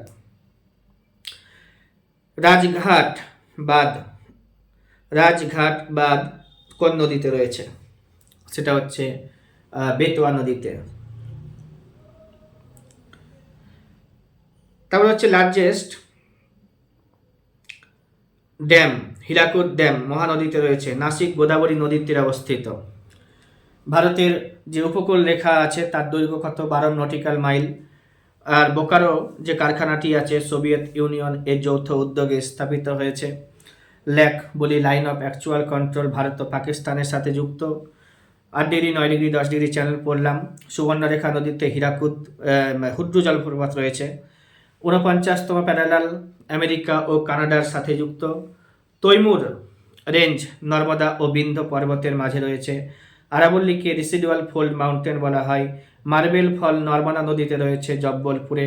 ভারতের বেশিরভাগ বৃষ্টিপাত শৈলক্ষেপ বৃষ্টিপাত, এটাও পরীক্ষাতে জিজ্ঞেস করেছে। উত্তর পূর্ব মৌসুমী বায়ুর প্রভাবে তামিলনাড়ুতে বৃষ্টিপাত হয়। আসাম এবং কেরালায় 6 থেকে 8 মাস বর্ষাকাল দেখা যায়। লে ইন কাশ্মীরের লেতে 50 সেমির কম বৃষ্টিপাত হয়। ঝাড়খণ্ডে দক্ষিণ পশ্চিম মৌসুমী বায়ুর প্রভাবে বৃষ্টিপাত হয়। আর একটি বলবো, লংগেস্ট রিভারের নাম হচ্ছে ভারতের গঙ্গা। আর হচ্ছে লার্জেস্ট রিভার লার্জেস্ট বলতে longest river of south India হচ্ছে Godavari. Highest peak of India K two. Highest peak of India from Himalayan mountain, তো কাঞ্চনজঙ্ঘা। আর কোলেরু লেক হচ্ছে অন্ধ্রপ্রদেশে অবস্থিত। বাংলার দুঃখ বলা হয় দামোদরকে। বিহারের দুঃখ বলা হয় কাকে? কোশিকে। পরীক্ষাতে আসে। নীল দর্পণ দীনবন্ধু মিত্রের। চিল্কা লেক কোথায় রয়েছে? উড়িষ্যাতে রয়েছে। লোকটাক হ্রদ কোথায় রয়েছে? মণিপুরে রয়েছে। তারপরে তোমার হচ্ছে মোগল রুলার যে ছিল, যখন ভারতে হয়েছিল 1857 খ্রিস্টাব্দের মহাবিদ্রোহ, সেই সময় মোগল শাসক কে ছিলেন? তো তার নাম হচ্ছে দ্বিতীয় Bahadur Shah. Father of politics বলা হয় কাকে? ফাদার অফ পলিটিক্স বলা হয় অ্যারিস্টটলকে। ন্যাশনাল অ্যানথেম, ভারতের যে ন্যাশনাল অ্যানথেম জনগণমন, আর ন্যাশনাল সং পরীক্ষাতে জিজ্ঞাসা করা হয় বন্দে মাতরম। আর কলকাতা মেট্রো রেল চালু হয়েছে কবে? তো 1884 খ্রিস্টাব্দে চালু হয়েছে। স্মলেস্ট কন্টিনেন্টের নাম পরীক্ষাতে জিজ্ঞাসা করা হয়, নাম হচ্ছে অস্ট্রেলিয়া। লার্জেস্ট কন্টিনেন্টের নাম হচ্ছে এশিয়া। ডিপেস্ট লেকের নাম হচ্ছে বৈকাল। হাইয়েস্ট লেকের নাম হচ্ছে টিটিকাকা। লার্জেস্ট লেকের নাম হচ্ছে সুপিরিয়র, যেটা ইউএসএ তে রয়েছে। এটা একটা ফ্রেশ ওয়াটার লেক। আর হচ্ছে লংগেস্ট ড্যামের নাম হীরাকুদ ড্যাম। লার্জেস্ট রিভারের নাম হচ্ছে অ্যামাজন। আর লংগেস্ট রিভারের নাম হচ্ছে নাইল। এবার হচ্ছে লার্জেস্ট হট ডেজার্টের নাম হচ্ছে সাহারা, এটা আফ্রিকা মহাদেশে রয়েছে। লার্জেস্ট কোল্ড ডেজার্ট গোবি, এটা মঙ্গোলিয়াতে অবস্থান করবে। আর যে তোমার ল্যান্ড অফ ক্যাঙ্গারুস বলা হয় অস্ট্রেলিয়াকে। City that never sleep, New York কে বলা হয় সিটি দ্যাট নেভার স্লিপ। ভূমধ্য সাগরের চাবি বলা হয় জিব্রাল্টার প্রণালীকে। ভূমধ্য সাগরের চাবি বলা হয়। ইউরোপের ককপিট পরীক্ষাতে জিজ্ঞাসা করা হয় বেলজিয়ামকে বলা হয়। পৃথিবীর ছাদ বলা হয় কাকে? পামির মালভূমিকে বলা হয়। তারপরে হচ্ছে তোমার কি ফরবিডেন কান্ট্রি বা নিষিদ্ধ নগরী, তিব্বত লাসাকে বলা হয়। লাসা তিব্বতে অবস্থিত। এবার হচ্ছে নীল নদের দান হচ্ছে মিশরকে বলা হয়। ল্যান্ড অফ কেকস বলা হয় স্কটল্যান্ডকে। Land of midnight sun Norway. 7টি পাহাড়ের রোম বলা হয়, 7টি পাহাড়ের শহর রোমকে বলা হয়। আর সিটি অফ গোল্ডেন গেট, যেটা সান ফ্রান্সিসকোতে অবস্থিত। অলিম্পিকের যে পতাকা, সেখানে 5টি রিং থাকে। আর হচ্ছে পতাকায় 5টি রিং থাকছে। টোটাল কালার যদি বলা হয় অলিম্পিকের পতাকায় কত? তো 6টি কালার সেখানে দেখতে পাওয়া যাবে। এবার যে 5টি রিং এক একটি মহাদেশকে নির্দেশ করে যে ইউরোপ মহাদেশের জন্য হচ্ছে নীল কালারের যে রিংটা আছে সেটা ইউরোপ মহাদেশের জন্য, হলুদ কালারের যে রিংটা আছে সেটা হচ্ছে এশিয়া মহাদেশের জন্য, কালো কালারের যে রিংটা আছে সেটা হচ্ছে আফ্রিকা মহাদেশের জন্য, সবুজ যে রিংটা আছে সেটা হচ্ছে অস্ট্রেলিয়ার জন্য, আর লাল হচ্ছে আমেরিকার জন্য। অলিম্পিকের পতাকায় টোটাল 6টি কালার থাকে। এখন বলতে হবে, প্রশ্ন একটা রাখছি তোমাদের কাছে, কমেন্টে বলবে যে কোন মহাদেশ অলিম্পিকে অংশগ্রহণ করে না। তারপরে তোমার বেশ কিছু খেলার সাথে যুক্ত বেশ কিছু শব্দ। তো আমি একটি খেলার নাম এখানে উল্লেখ করছি, হকি খেলা। হকি খেলার সাথে যে শব্দগুলো যুক্ত সেগুলোর নাম বলবো। যে হচ্ছে যুক্ত হকি খেলার সাথে যুক্ত কাপ। প্রথমে কাপের নাম বলে দিই আর শব্দ পরে বলছি আবার।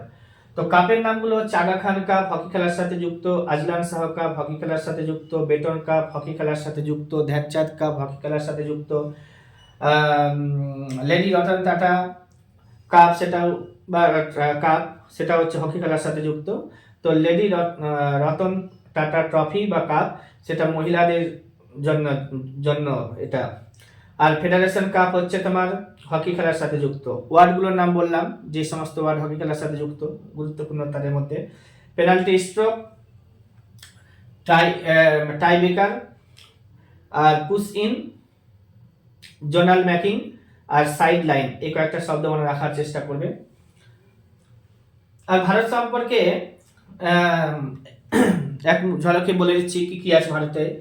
যে ন্যাশনাল পার্ক ভারতে রয়েছে 106টা, রামসার সাইট ভারতে এখন 85টা, টাইগার রিজার্ভ রয়েছে 55টা, বায়োডাইভার্সিটি হটস্পট রয়েছে ভারতের এখন 4টা, আর বায়োস্ফিয়ার রিজার্ভের সংখ্যা 18টি, তার মধ্যে 12টি ইউনেস্কো এর তালিকাভুক্ত রয়েছে। মধ্যপ্রদেশে সবথেকে ন্যাশনাল পার্কের সংখ্যা বেশি রয়েছে 106টি।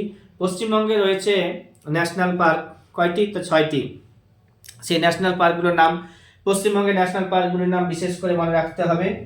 তো এটা হচ্ছে তোমার পশ্চিমবঙ্গে হচ্ছে যে ন্যাশনাল পার্কগুলো আছে আমি বলে দিচ্ছি। সুন্দরবন ন্যাশনাল পার্ক রয়েছে পশ্চিমবঙ্গে, তারপরে হচ্ছে নেওড়া ভ্যালি ন্যাশনাল পার্ক রয়েছে পশ্চিমবঙ্গে, জলপাইগুড়িতে জলদাপাড়া ন্যাশনাল পার্ক রয়েছে, জলপাইগুড়িতে বক্সা ন্যাশনাল পার্কও রয়েছে, আর দার্জিলিংয়ে সিঙ্গালীলা ন্যাশনাল পার্ক রয়েছে।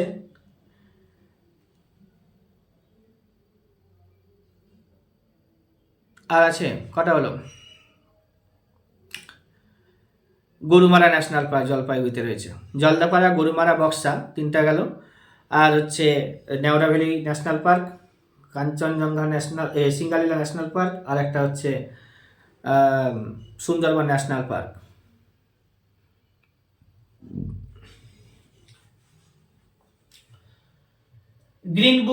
গ্রিন ডেটা বুক, এটা পরিবেশের বিভিন্ন তথ্য লিপিবদ্ধ করা হয়।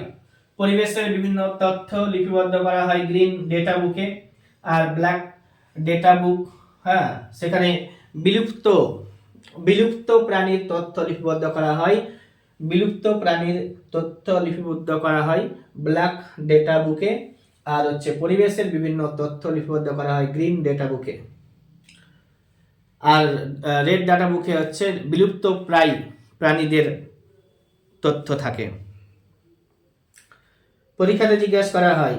আর বেশ কিছু কান্ট্রির কারেন্সি লাগবে, যেমন রাশিয়ার হচ্ছে রুবেল, আর মায়ানমারের কিয়াত, ভুটানের নুলট্রাম, এরকম অনেকগুলো কান্ট্রি আছে যাদের কারেন্সিগুলোর নাম মনে রাখতে হবে।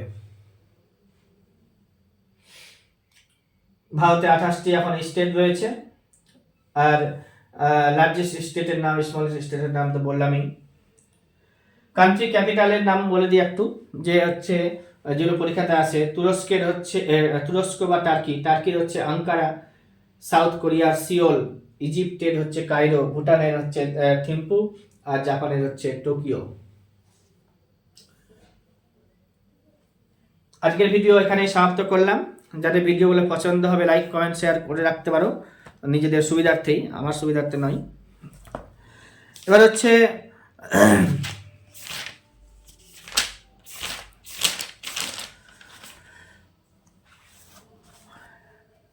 আগামীকালকে আবার একটা ভিডিও করব।